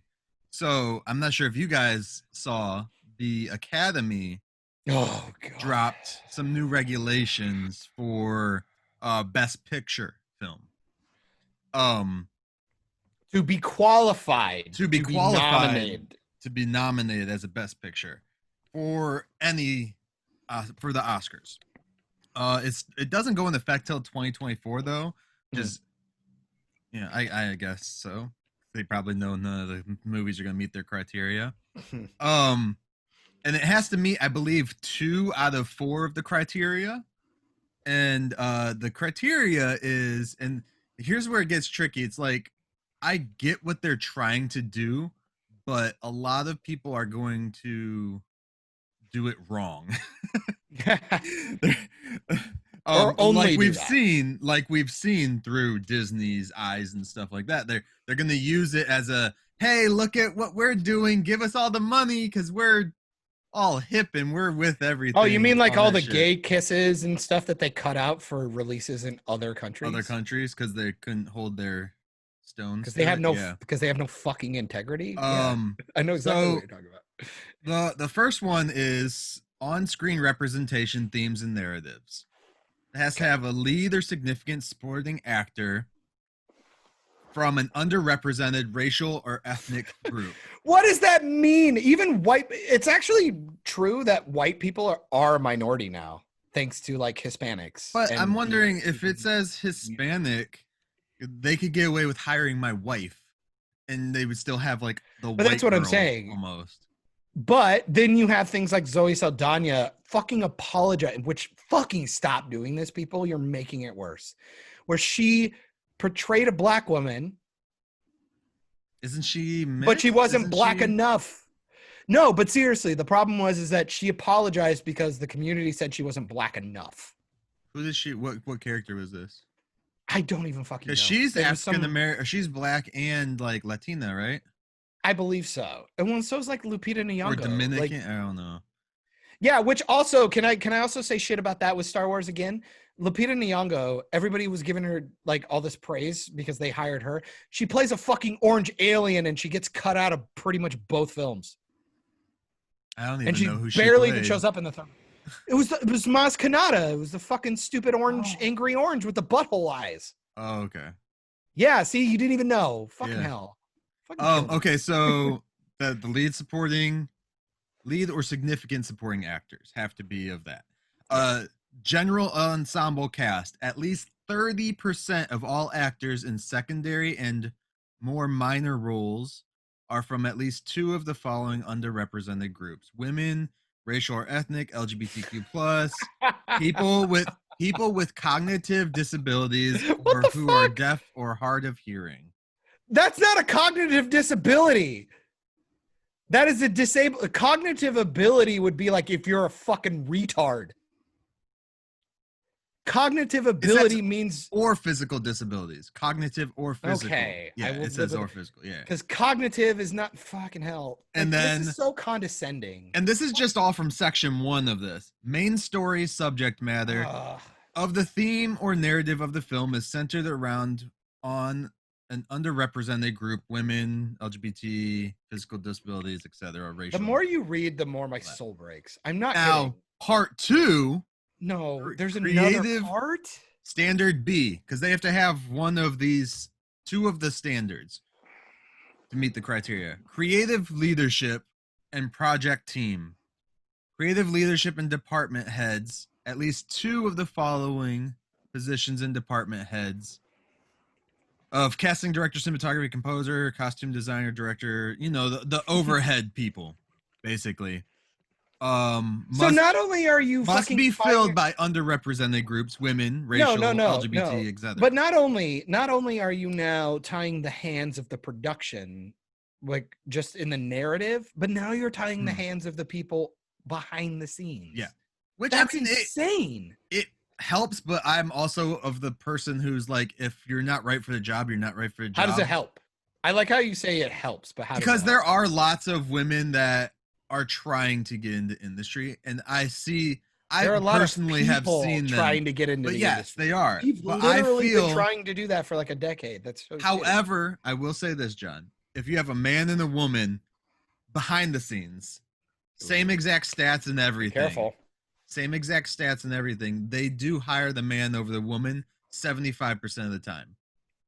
I work with a lot of women, so I hear all these different stories. But how do you work with so many women though, if that's true? And we're going to get to that in a second when I start reading some more of this. You ever heard of this thing called affirmative action? And people weren't even happy with that 20 years ago? So the underrepresented groups, they can be 2 people for the lead, right? It also says at least one of the positions must belong to an underrepresented racial group as well.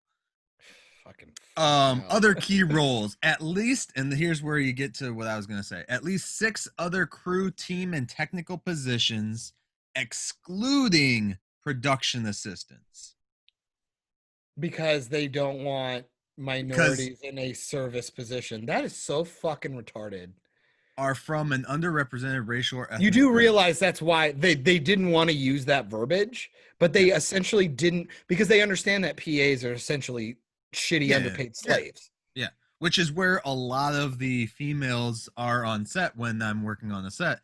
Most of your grips are almost all dudes.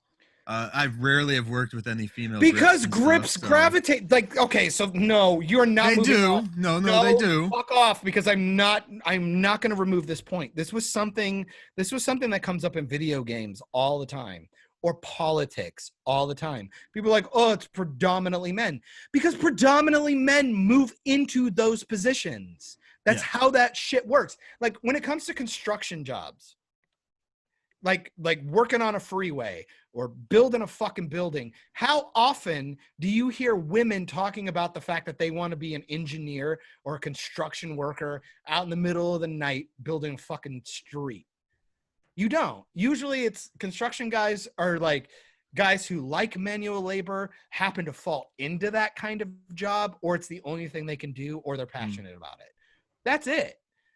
And same with politics. Men want to be in power. Women tend to just not covet that kind of stuff. They don't. In the majority, they don't.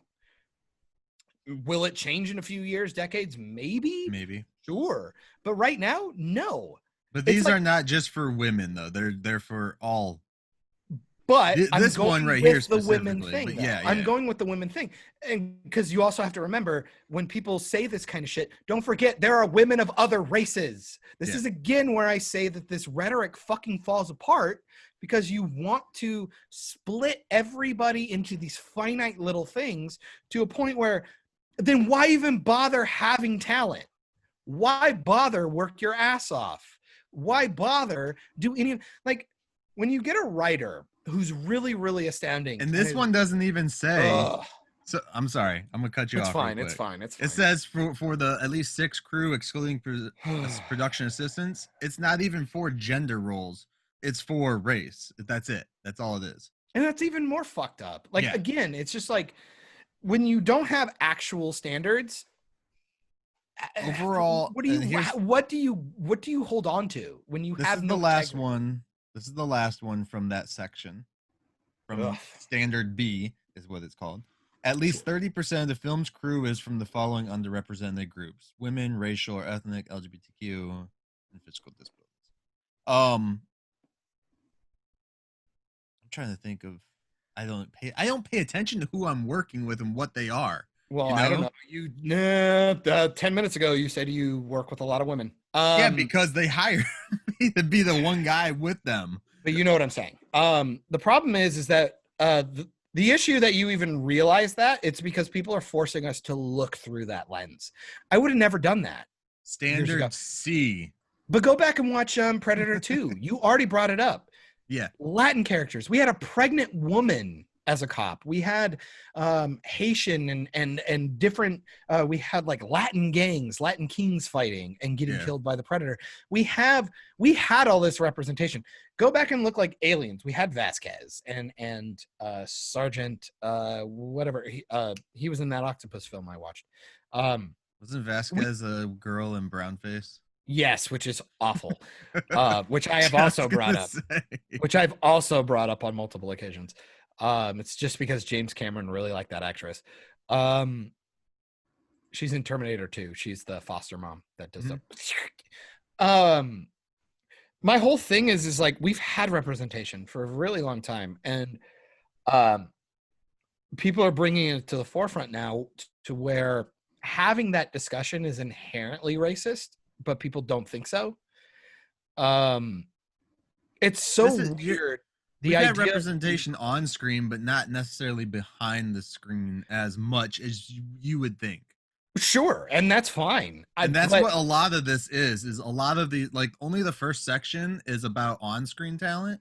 Everything after that is about the behind the scenes, like standard C's industry access and opportunities for like internships and shit like that. But wouldn't you argue that's Hollywood's problem in the first place? It's nepotism. Shit, man. We went to a fucking overpriced college, and the thing that they taught us more about anything was networking.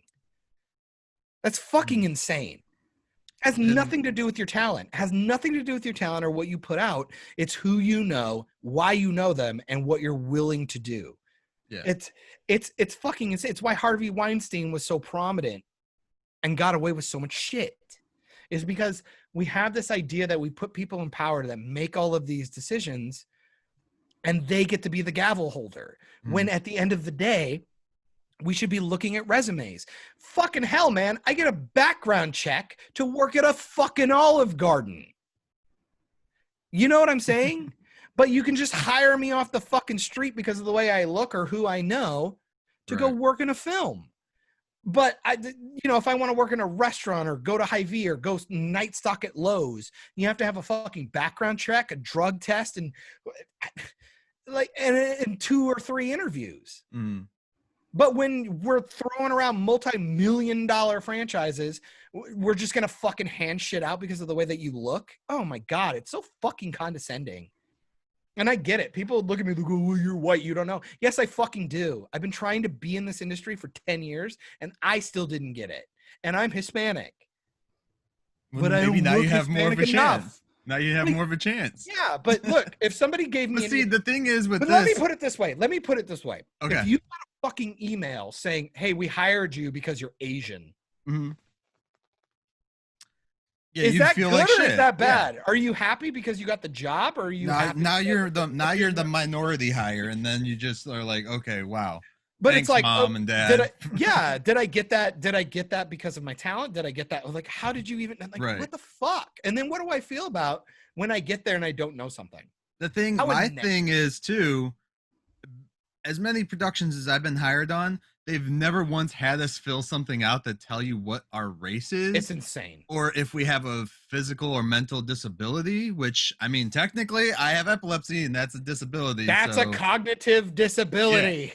Yeah. So, I mean, like, yeah. But are you stupid because you have it? No. I've never filled out any paperwork that says, are you Latino or African American or any of these things. Like, I've never had to fill any of that stuff out. No, but you're an ally because you fuck one and had a couple of kids. It makes me so mad, dude. It really does. It really fucking pisses me off.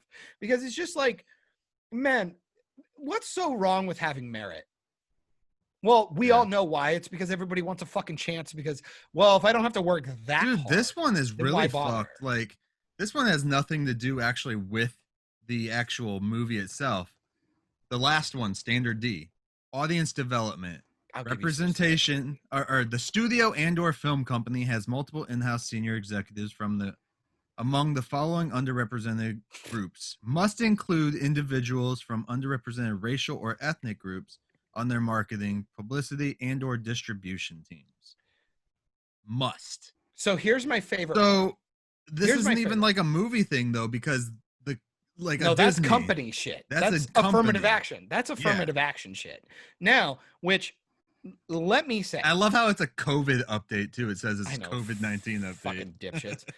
I like look, and I get it. It's fine. It's the internet. I'm gonna be called a racist and all this fucking shit, and I don't really care because I think this is insane. Because people don't think beyond 48 fucking hours. So you implement this, right? Think about all the films we're gonna get because of it. It's gonna be insane. Period pieces are dead. Period pieces are dead. Here's what Character I studies- told.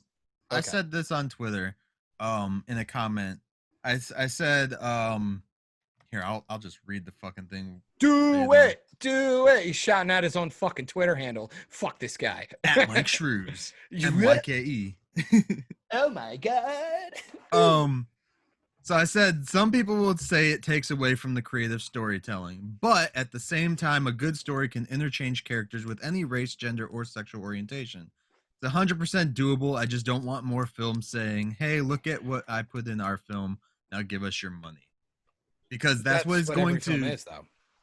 No, you know what I mean, like the pandering crap. No, that's what I'm saying. Think about it. What are some films? It's completely doable to do that and still make a great movie. But if you're going into making your movie with this criteria, Yes. then you're fucked. So it's actually really like I don't know how my life keeps doing things like this, but I'd like to listened see how many movies get nominated for the Well, Best Picture. So how about this? Oh my god, go back to 10. That was fucking fun. I was listening to an EFAP that actually jumped on this topic. And it's really interesting because so here's the idea. When you hire This is so quiet today. well I don't have much to add to this. don't You worry, guys are- Tivis. Don't worry, Tivis. It's important because you don't want to be labeled a racist like me. When you hire somebody based on merit, right? When you're looking for the best writer and you go off their merit, you're going to get the best writer, right?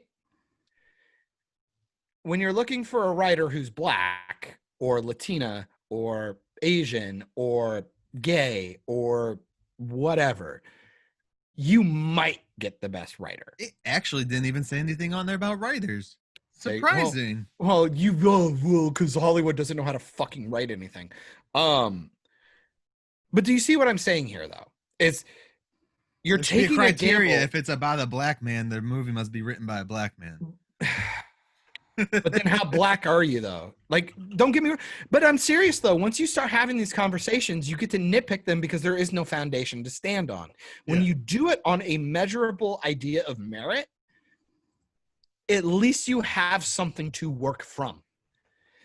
When you do that, it's like Zoe Saldana. We hired a black actress to play a black character. Yay. The movie comes out. She's not black enough. It's like, what the fuck? Or I like just want Ruby people to Rose. remember- No, even Ruby Rose caught shit about Batwoman because she's bi.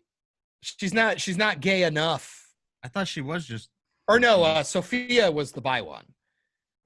Yeah. So she wasn't gay enough. But they said they said that Ruby Rose Batwoman should But be played she by a gay wasn't woman. in real life. Exactly. And Ruby Rose is, and she's like, what? But that's what I'm saying. It's like when you adhere, you need to adhere to the artwork. You need to make the best logical story that you can, and then pepper the stuff in. If you have a message to say, that is fine. People might be happy with your message. But if you don't make a quality product, who's going to see it and who cares? I'm getting really upset with the idea that I want to hold people to higher standards and somehow that's a bad thing. You know what I mean? And then I even get to this weird reverse thing where why aren't minorities more pissed off about the representation that they're getting? Yes, they're getting it, but it's so Some fucking are, hollow. some are. but it's so hollow and generic and almost overtly racist in the execution. But because they're being seen, it's okay. Again, Finn being a janitor. If I was black, I would be pissed off. Why are there janitors when there are droids? It's insane. But people overlook that shit because they look like me. I go, you gotta chill out. You have to. Yeah. And if you're really that butthurt about it, learn. Go write something too. Be the change. Fucking Alan Rickman didn't start acting till he was like 30. James Cameron was a truck driver till he was like 30. 35, I think. Yeah. I mean, it's never too late to learn. It's never too late. People don't want to learn, though. They want everything fucking handed to them, and it's really fucking irritating. And I'm getting sick of it because then I have to watch shitty shit, and then everybody tells me I'm a terrible person because I didn't like your shitty film that you didn't spend any time on. Yep. Also, you look like a Vulcan because you're being underlit with your glasses. It's fucking hilarious. Sorry, rant over. I'm just always going to say, pick people because they earned it. There you go. And now I can't hear Michael. This is great. I had everybody rant. I had to rant and be an asshole, and now I can't hear anybody. You're good. No, I agree to a certain extent, but I also see like how it can be utilized. Helpful. It can be helpful a lot, especially to some under. Sure, groups. Especially on a set. I can kind of get that, but not with the actual story. Like, stop. No. Which is that's the thing too. That's the thing too, is you only have to have 2 of the 4 criteria. So you just meet D and B and you still have the same fucking movies anyways. It doesn't But the matter. idea of you doing that in the first place is shitty. Like, I mean, imagine like somebody comes to you and they want to make a sorority house film. Yeah. Like a House Bunny. Yeah. But they say, no, you have to have 2 males in it. Yeah. And it's like, okay, so they have to be part of the sorority or what? Love interest. And they're like, well, yeah, and all that are dumb shit. make him gay or something. And it's like, what? Like, what are you doing? Now you're changing my story for the sake of just changing my story. But again, Wouldn't be the first time. But this is where I would say, again, when you look for the best actor, you hire the best actor, guess what? You get the best actor. When you hire somebody from a demographic, you maybe potentially will get the best actor. You're taking a huge gamble. And just to give an example to make people happy, Shawshank Redemption. In the book, Morgan Freeman's character is a white dude. I would never, ever want to watch a Shawshank Redemption film without Morgan Freeman in it. I'm sorry. Aside from the fact that his voice is like I said, if the story is written properly, you can interchange. You could probably interchange unless it's an actual like cultural thing. Yeah, unless it's like the Black stories Panther. about the Black Panther. I don't need Michael Cera. I don't need Michael Cera being Black Panther. If we did a Shaka Zulu film biopic, I'm pretty sure I shouldn't get Gerard Butler to do it. Just throwing that out there. I could probably get Robert Downey Jr. He did fine in Tropic. Tivis, you look like you want to say something. No, you just jogged my memory. I think they're doing a re-edit of Godfather 3. And it's all going to be women. Well, I haven't seen any of the Godfather movies, so it's going to be Godmother. They're all going to have ones. And they're going to eat spaghetti.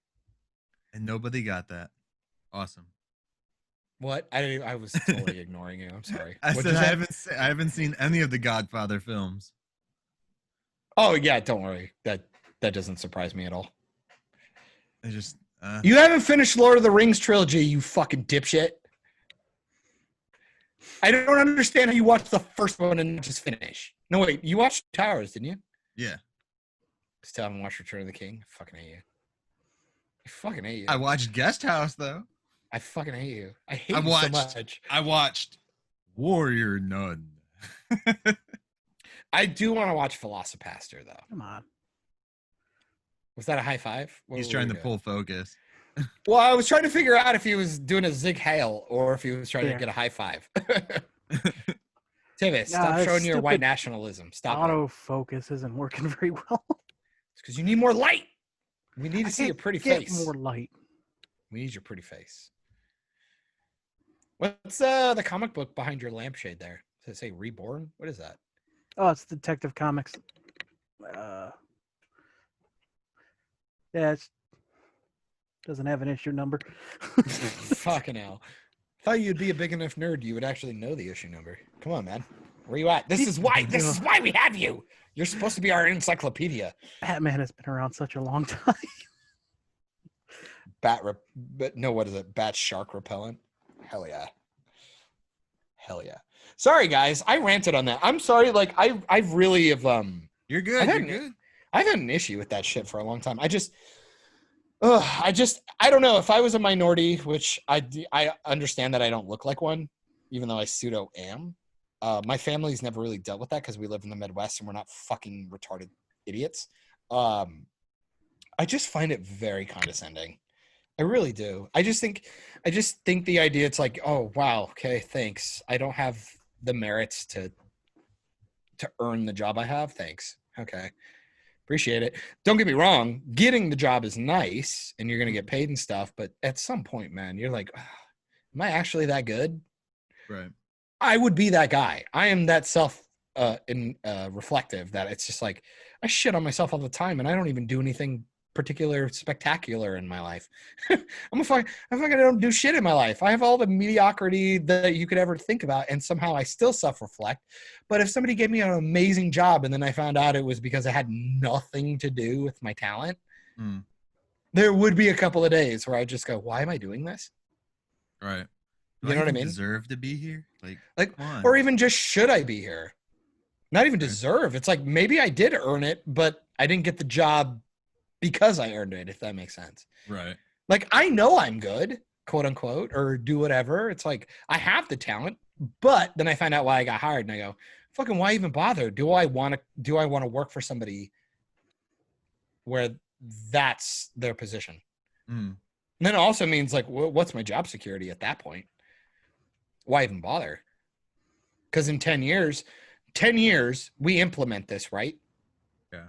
And now everything looks culturally diverse. But then what happens when all the white people have disappeared? Do people just say, good, we're happy about that? Or then do we flip the book again and go, okay, we need more white people in because it's not diverse enough? People call Black Panther one of the most diverse films when it's 90% Black people in the film.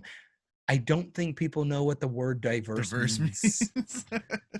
People don't know what words are. And it looks like Tivis just had an idea. What do you got, my dude? He wasn't supposed to leave.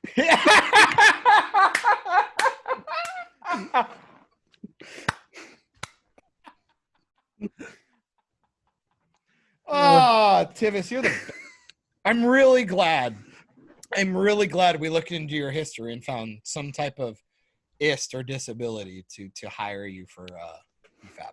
Yeah, you'll find a lot. EFAP, I said. Operation Babble, I meant. Sorry. I've been watching that shit so much, man. So it's insane. I got. Don't do it. I got some things. Don't do it. I got some things. What you got? One, I just want to say how fucking stupid I am. Fair enough. For letting John talk. No. for ever letting me have a platform. Yes, you are stupid, sir. I was listening to Sean Astin talk on the Michael Rosenbaum podcast. That's the snowboarder, right? No. The redheaded the Hobbit, the guy from the Goonies. I forget his name in Goonies.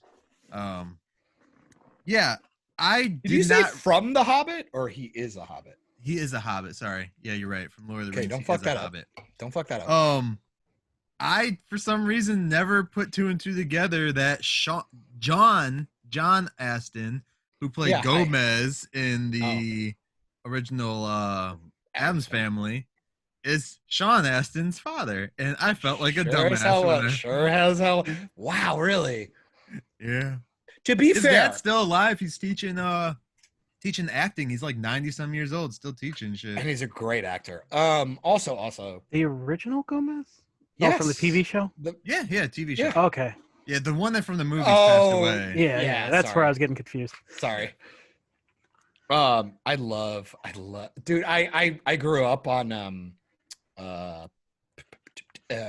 Block Party Fridays, so I'd watch Munsters on Friday, or no, Munsters Monday, and then because of that, I got back into the Addams Family, which was not part of that, but I watched them. So Right. I asked this question in the group months ago, but where do you guys stand? Addams Family or Munsters? I think Munsters is better. Mm-hmm. Same. Yeah. I think Eddie is really cool. And Herman, I don't know, they give you extra stuff. And this is where I'm gonna say I like the political shit they did. They did it very subtly. I thought it was a really the Addams Family just did kooky stuff and it was fun. They were like the cartoon, while the Munsters were like this almost philosophical, goofy film.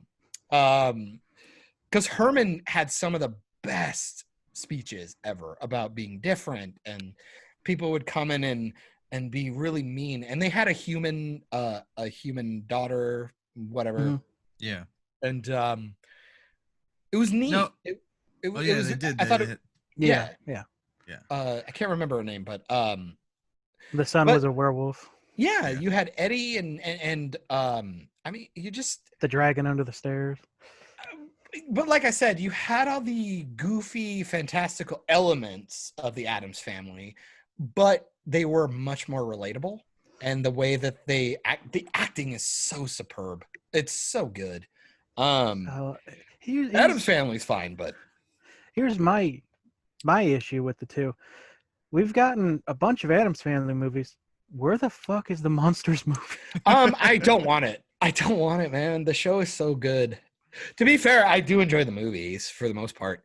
Did you know I was about to make fun before we I hope we keep talking about this. I like this.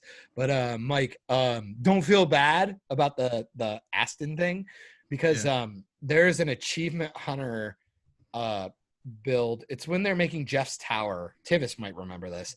Because back in Minecraft they didn't have creative mode, so they actually had to like make stone and build Jeff's house. There's a moment where Gavin freaks out and he's talking about, in Addams Family they had you name your kid Pubert, and people are like, Pubert, the fuck? And he's like, yeah, it's like the baby from Addams Family. And they're like, what? And 4 other people are yelling at him, calling him retarded and doesn't know what he's talking about, and blah, blah, blah. And it's like, fucking Pubert. There's a baby with like the Gomez mustache. His name was Pubert. Yeah. It's like, how do you not remember that? Not only is it a stupid name, but it's a baby with a mustache. Wait, was It's that that wasn't in the show, was it? Yeah, it's Addams Family Values. Sorry, That's not the the show, movie. but Yeah, the yeah, yeah. movies. Yeah. Addams Family Values. It was Pubert, and I go, how do you guys not know that? Because the baby's the one who kills the chick at the end. He fries. I totally forgot about that, by the way. Friday. I forgot about that, but spoiler. But for a fucking 25-year-old film. But yeah, but it's like, I get it. There's some weird stuff in the shows and in the movies. It's hard. It's years of knowledge. Chill out. Can't remember everything. I still Yeah, want to shout out to see. Pubert. I want to get a cat or a dog and name it Pubert. what's the chick's name? I fucking Dog. love her to death too. Christina Ricci, Christina Ricci. Yeah. who played. Did you see her Wednesday Addams Wednesday? Yeah, she played Wednesday. in Did you Prozac see Nation her when she's just naked? she gets naked in lots of things actually. I like boobs. Black Stink Moan.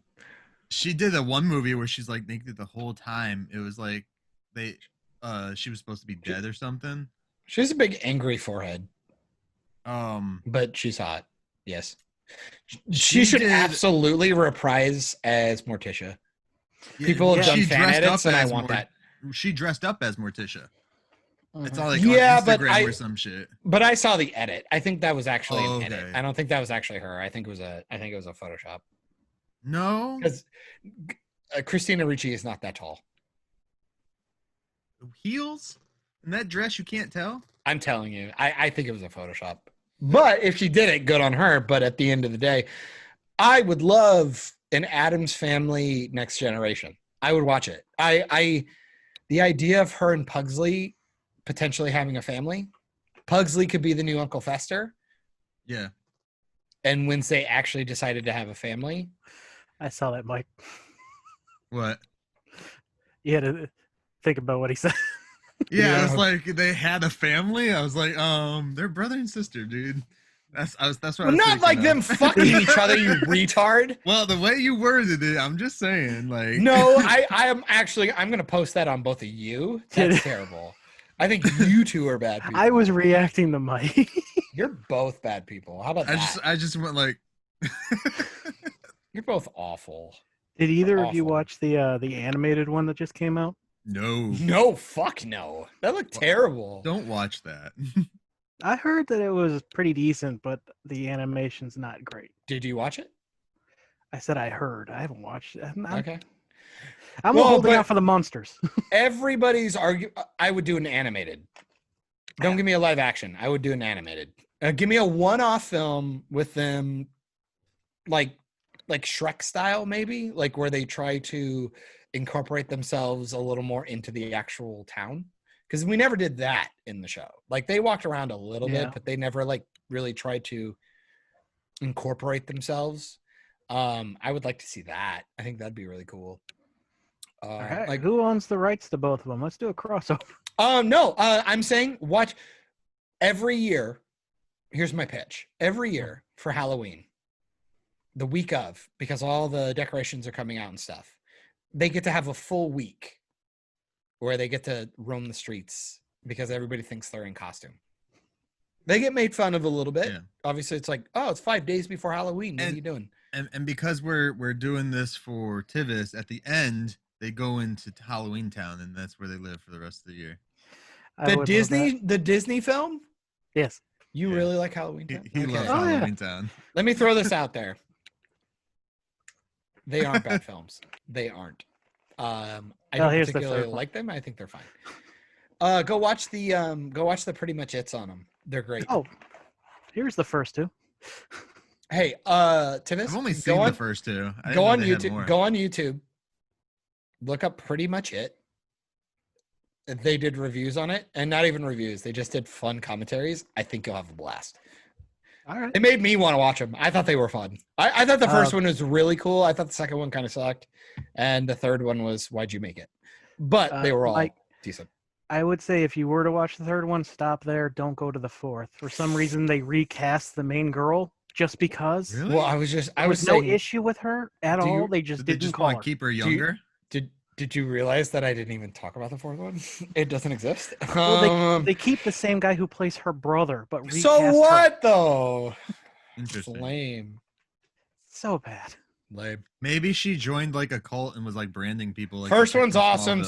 Second one's fine. Third one is almost unwatchable, but it's fun. And it's got Carrie Fisher's mom. Your mom. Oh, I hope not. My goodness. Last thing. I won't go into Hocus Pocus because who cares? Fuck you. Fuck no. Fuck. Fuck you. Hocus Pocus is a fantabulous, fantastical Halloween film. well, there's- One of the greatest Halloween films ever made. Go Yes. fuck yourself. I will agree with you. But there's Disney keeps rumoring that they're gonna fucking make a sequel to it. They should have by now. And They it's did over. make a book, and the book is actually pretty cool. And you're dealing with I can't read. you deal with Hire me, Disney. the I two have a cognitive mains disability. daughter finds the sisters somehow. Your And mom's then a they daughter. fucking kill them off in the movie. Ugh. Anyways, I said something disparaging, but it was actually true. last thing from me. It's Maybe. gonna be the last. I don't buy it. And I'm gonna go directly to Tivis because fuck you, John. All right, it Um, fucked me. Tivis. I'm gonna go cry in the corner. Tivis. Don't mind me. Yes. Would you love Sorry. Would you love to see Billy Zane play Lex Luthor? Oh, that is a question. Yeah, you know what? Give him a chance. He's in Guest House as like a former special ops CIA type guy, and Hard he's pass. bald. And every time I saw him in a suit, I was like, "It's fucking Lex Luthor right there." I text John that, and he was Hard just like, pass. "Why? Hard. You're a hard pass. Your mom's a hard pass. You're a hard pass. Can I throw this out here? Don't throw." Oh, sorry. May Are they I- scissors? May I gently scissor me timbers? May I gently lob a hot take? No. Well, I'm going to. John Cryer was wasted. I thought you were gonna say John Wasted. Cryer was raped. Oh man, I don't know his. I hope history. not. I don't know his history. Check. Tivis is just like, I hope not. I think John Cryer as Lex Luthor was wasted in Supergirl. I would have liked to have seen him in a film. I think he would have done a good job. I think he's coming- one of the better installments for Supergirl. When I heard the casting, I thought it was retarded. Then I watched him and I go, he's a good actor. This writing is abysmal. It's awful and I can't stand it. But he would have been a cool Lex, I think. I think Kevin Spacey was great. Another terrible film. And I'm never going to say Kevin Spacey's name again because we all know why. So we have a Jim Gordon being race swapped for Jeffrey Wright, which is a great actor. Can't wait to see him in The Batman. So it better be good. Can I say, if I had to pick a Lex Luthor and we were going to like gender bend or race bend, sorry, not gender. I was gonna say they've already done that with his sister. With Lena, which, oh my God, she's so hot. Katie McGrath is so fucking hot. I love her. Go watch Merlin. Go watch Merlin, you fucks. You know who I would pick? First off, the real person who should have been Lex Luthor should have been Bryan Cranston. And we all know that. After Breaking Bad, Bryan Cranston should have been Lex Luthor. End of discussion. But if we had to do like a race bend, I want the guy who played Gus Fring. He's in Mandalorian.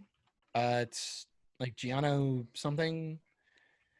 I can't remember his name, but he's in Mandalorian right now. He's the guy who played Gus Fring in Breaking Bad. I think he'd be an awesome Lex Luthor. He's so fucking good. So if we were gonna race bend him, I'm fine with it. I would pick him. Esposito, I think. I don't know if that's a character name or his actual name, but yeah, get that actor. I want him. He'd be dope. That's me. I mean, if I have to adhere to the new Academy rules, I would pick him as Lex Luthor. Gus Fring actor. And he's already working. He's on Star Wars. He works for Disney. Fuck it. That's not Lex Luthor though. That's Disney. That's I know. DC. He's got a big name though. He's got a big old name. He's got a big old name. He can go too. anywhere. Probably. Probably. I don't know why you went there, but sure. You know, Bryan Cranston did speak out about playing Lex Luthor, and he would've been said great. he said that because it was so close to the finale of Breaking Bad, he said that there was no talks, but it would have been a Easy. uninspiring casting. I would make the argument, fuck you. not you, Tivis. When actors say shit like that, I go, fuck you. I go, I don't think it's uninspiring. I think it's the normal move. I think it's something that we had to prove that you could do something really spectacular. I've never seen Breaking Bad, but his character is more of a very serious person, am I right? Huh? Walter White is more of a serious character. Oh yeah. He's a chemist teacher, high school chemistry teacher, who is diagnosed with essentially terminal cancer. Yeah. And decides to start dealing meth because he needs to make money for his family. And then you watch the the degrading of his personality and things like that. See, if he were to play You Lex, should watch that show, Tivis. I think you'd like it. I've tried it. I don't know if it's for me, but Try it again. It's great. uh, If you don't like that, watch Better Call Saul. It's a lot more fun. Not fun, but like it's not drug related. It's like seedy lawyer type stuff, and it feels very procedural. And the characters are really, really awesome. And I've heard a if you lot of don't good like Breaking, things. if you don't like Breaking Bad, you might like Better Call Saul. They are different toned films, and I can understand why some people wouldn't like it, who like the other thing versus the other way around. But if he were to play Lex Luthor, I kind of would like, because I have seen some of the Walter White, but I would like that kind of mixed with his Al from Malcolm in the Middle to get, because Lex, he's a charismatic guy. He's not just an ass. He's been portrayed a lot as just an asshole, but he's got charisma. He knows how to talk to people. You know, so I kind of feel like an amalgamation of the two. Not so much Zordon. That was rough. I'm sad he won't be that character again, though. Zordon? Yeah, You liked that film, didn't you? it's an origin film. It's slow, but I didn't hate it. Tivis, I'm mad at you. It's exactly how I felt about Doctor Strange. It's slow to get started, but That is so it's unfair. First of all, it's not a bad comparison. Second of all, Power Rangers sucks. Like, that new movie sucks, dude. Come on. Like rewatch I don't have it, that dude. one in reach. But it's Look over at here the somewhere. weird like character development stuff, the bad angles, it felt like a shitty Michael Bay knockoff, and there was just nothing there of substance. It was really lame. Also, like they just had Bryan Cranston's voice with like a little bit of modulation. Like Zordon sounded weird. Like, give me a weird voice. Like, fuck him up a little bit. I didn't like Zordon. My whole fucking problem with new films is everybody wants to take their fucking masks off. Carl Urban did a remake of Judge Dredd. They did Dredd, where he doesn't take his fucking helmet off because judges don't take their fucking helmets off. Well, I mean, Carl Urban's good in almost every comic. Carl thing Urban he's is done. awesome in everything, God damn it. I'm just saying, Even when he played Cupid. Dredd. Yes. Larry? Dredd was a good Oh, film. it's Tooth Fairy. Dredd was better than the first Judge Dredd, but I still like the Judge Dredd with Sylvester Stallone because it's campy and stupid. I think they're working on bringing his version back. Stallone's? Yeah. No, I fuck swear you, I got heard fired. that. No, they're doing there's a petition to bring Dredd 2 in with Carl Urban. No, they're gonna do both. Multiverse it. I will watch both. There you I go. like Sylvester Stallone, man. And the cannibals. Wasn't But his why the not cannibals? why not just make Dredd 2 and then just have Sylvester Stallone be a different judge? That'd be cool. That'd Yeah, be he cool. doesn't need to be a main character in nothing. Yeah, it'd be fine. He just shows up as neat. And honestly, if you want a good Sylvester Stallone sci-fi film, just go watch Demolition Man.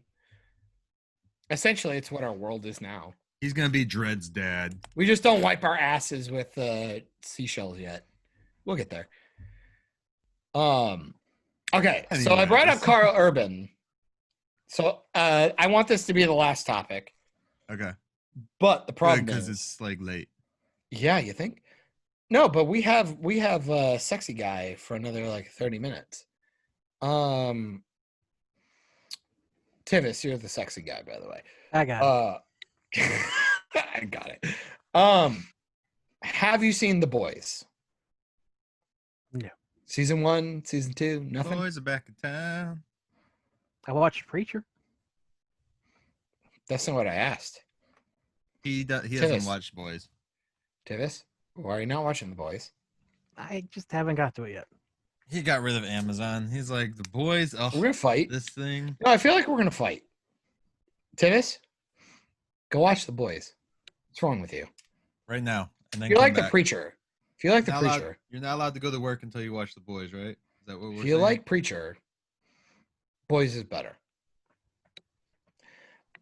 Now, that being said, okay, so you haven't seen anything, and we're gonna talk season 2, episode 1.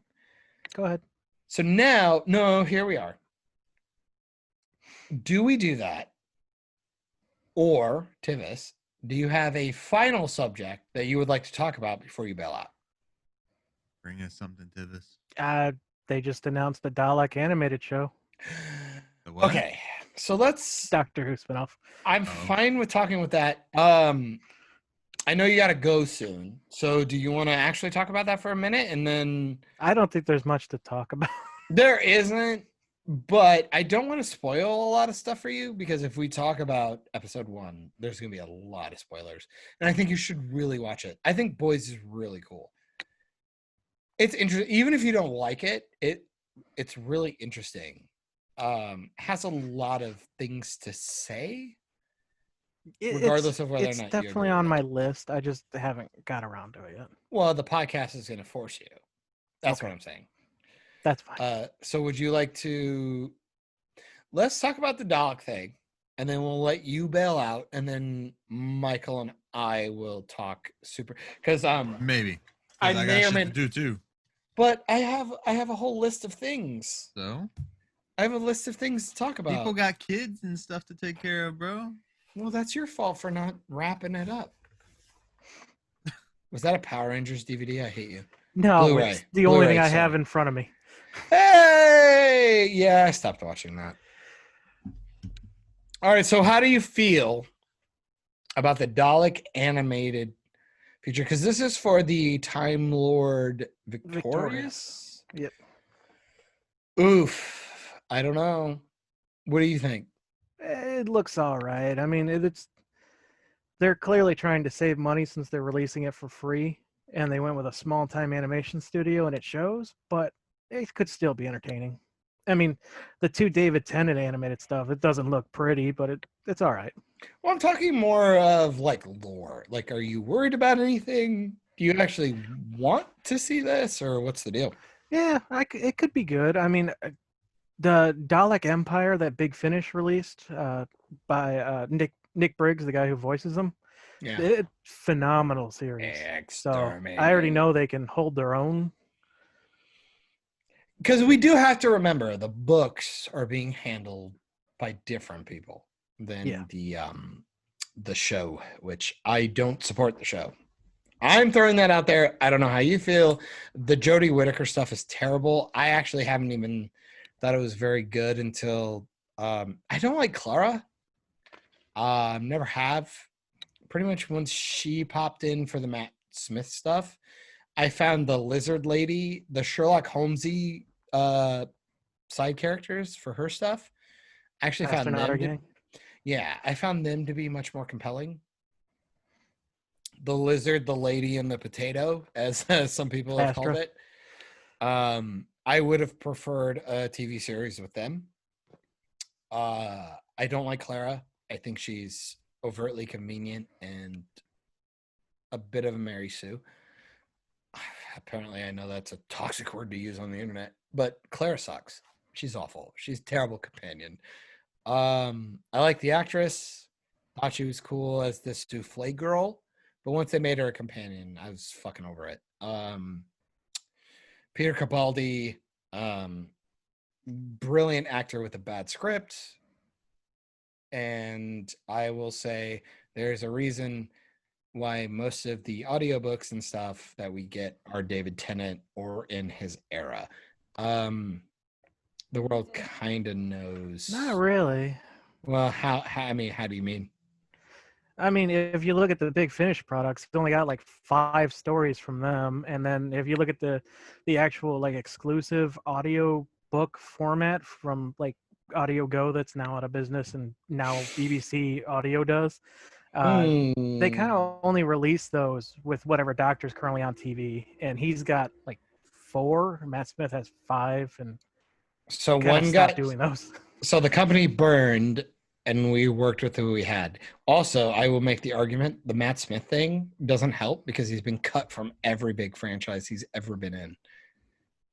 I think he's just had some. Don't bad forget luck. about Terminator, and don't forget about Rise of Skywalker. He was in those films, and they cut him out. The poor guy walked away from a franchise that he should have lived in and got fucked over. How annoying would that be to watch Arthur Darvill go and do Legends of Tomorrow and then go watch Karen Gillian go do Jumanji? How annoying is that? do you think? That has to be annoying, right? I do wish he would be in more stuff. Matt Smith People is give a him good more actor. of a chance. 100%, I think Matt Smith's a good actor. I didn't hate him as the Doctor. I thought he was a good Doctor, but I thought his companions and the story around him was more compelling than him. I thought David Tennant was the better Doctor with stories that were pretty decent. Water on Mars is like the best fucking show ever made. Like, I love that shit. That's like best sci-fi. Water on It's Mars. a really good one. Water on Mars is good shit. Go watch Water on Mars. If you don't know Doctor Who, go watch Water on Mars and then backtrack. I'd say start with Eccleston, move your way, and then if you actually like Doctor Who, then go back and watch the old shit and see if you can stomach like old black and white silliness. They're further hard. time. Oh, Hannah and I started watching TNG again, and it's great. I'm having a fucking blast. It's so good. Shit is great. Dude, yesterday was Star Trek Day. Was it really? Yeah.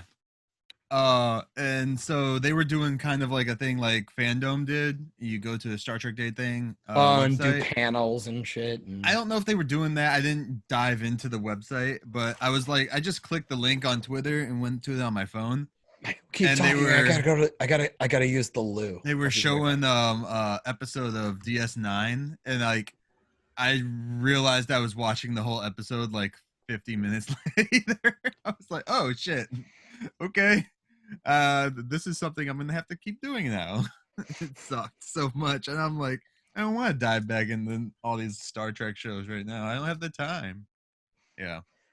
Yeah, the one of the Trekkie that's on the radio show I listen to, he got to interview William Shatner on Wednesday, last Wednesday, and he said it was awesome, but he only got like 6 words.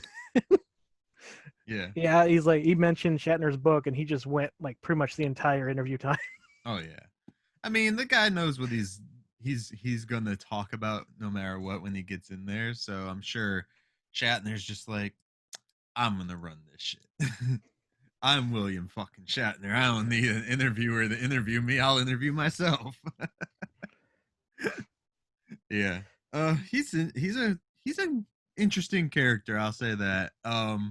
I follow him on Twitter, and he like just rips into fans like all the time. I'm just like, dude, like you're like the biggest internet troll I know. And he's got like the people behind the scenes. They either really like him or not at all. Right. He must have one of those personalities where he either clicks with you, Yeah. or you're dead to him. It's crazy. I don't know. Yeah, I'm trying to get into Star Trek here. Yeah. It's What you're starting with the original series? I was doing chronological until I Ow. realized the My anus. PBS stuff goes in between, and I'm like, that means I have to buy the box sets. I'll What just go goes in between? release. What was that? The Star Trek show they released, Discovery. Discovery?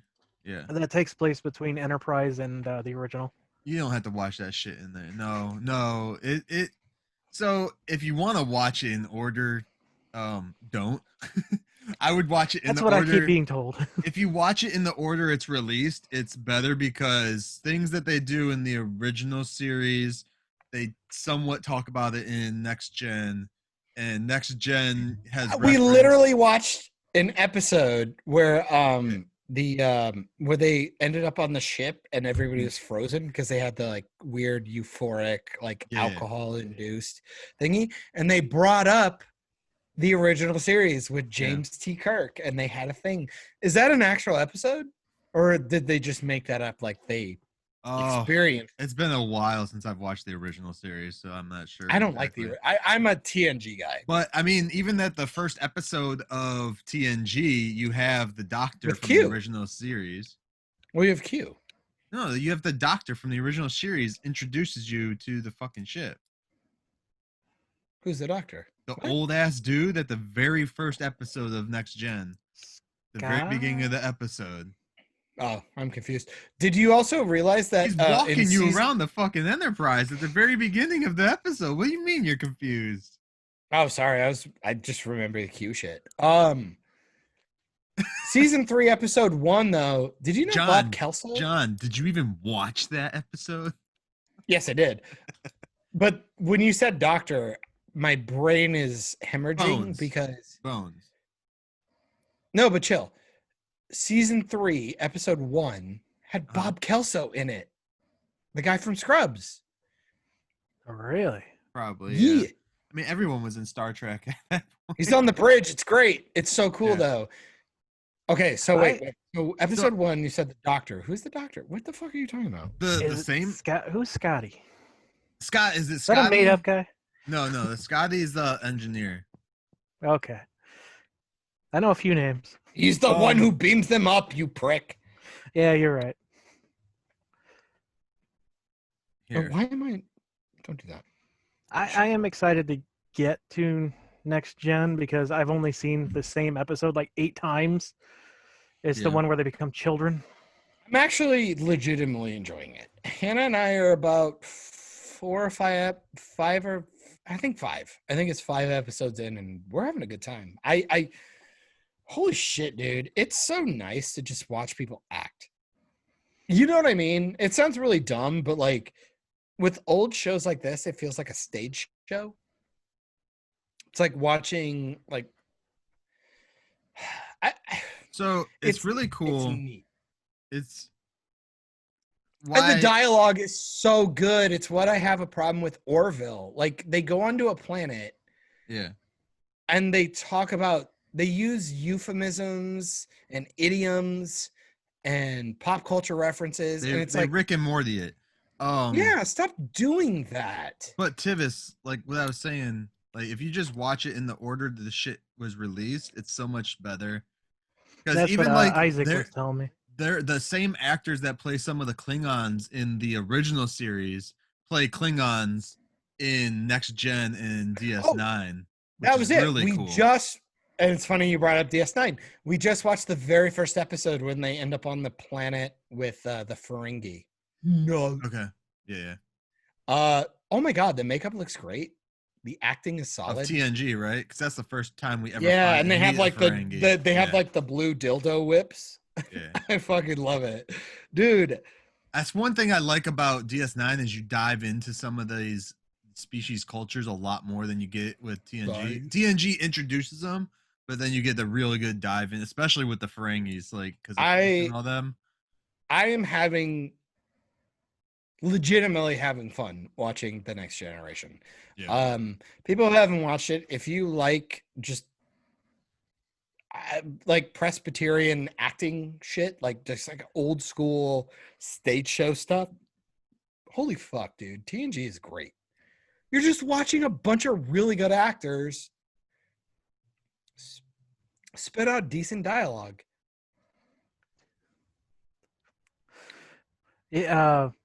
Isaac gave me probably the best pitch for the original Star Trek on the Facebook group.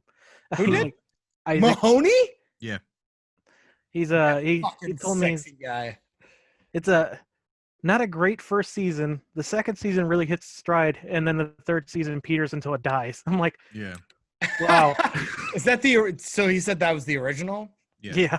Yeah, the acting's not great. The characters are cool. The world is I the did problem a- is TNG did it better. I did a very bad thing when I watched the original series like all the way through. Bad thing. I watched it for the first time all the way through, I should say. I watched it all at nighttime by myself. And there's a lot of shit in those episodes that just make you want to kill yourself if you're watching it by yourself. It's just like, my life is nothing.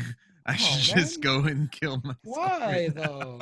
Don't be Just that watch guy. some of those episodes by yourself late at night. What are you gonna go and- shop at Hot Topic when you're done, you prick? Yeah. They have Star All Trek right. clothes at Hot Topic. Boom.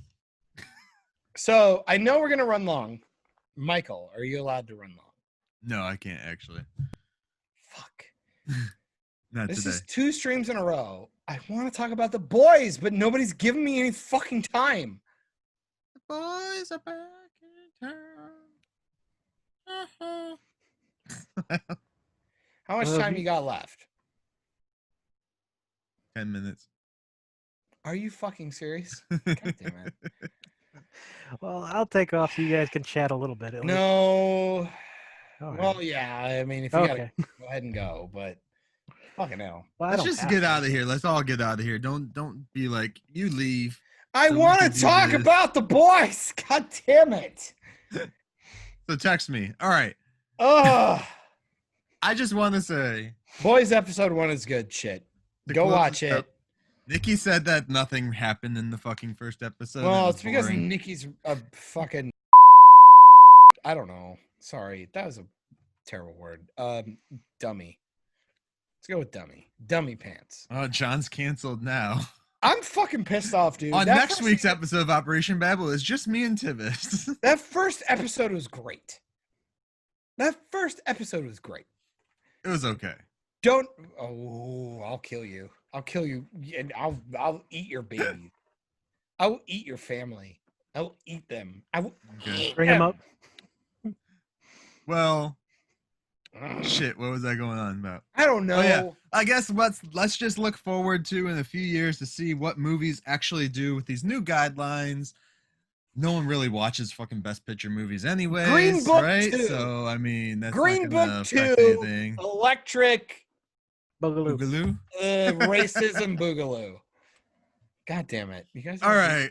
used to it. My quote for the day, 'cause I want to get out of here. Well, is- fuck you too. It's from Smallville by Michael Rosenbaum. Of course. He picks a Michael person. What a As Thank Lex you. Luthor. gay. If you look at history, the great men and women of the world have always been defined by their enemies. Unless you were hired by Disney. Later, nerds.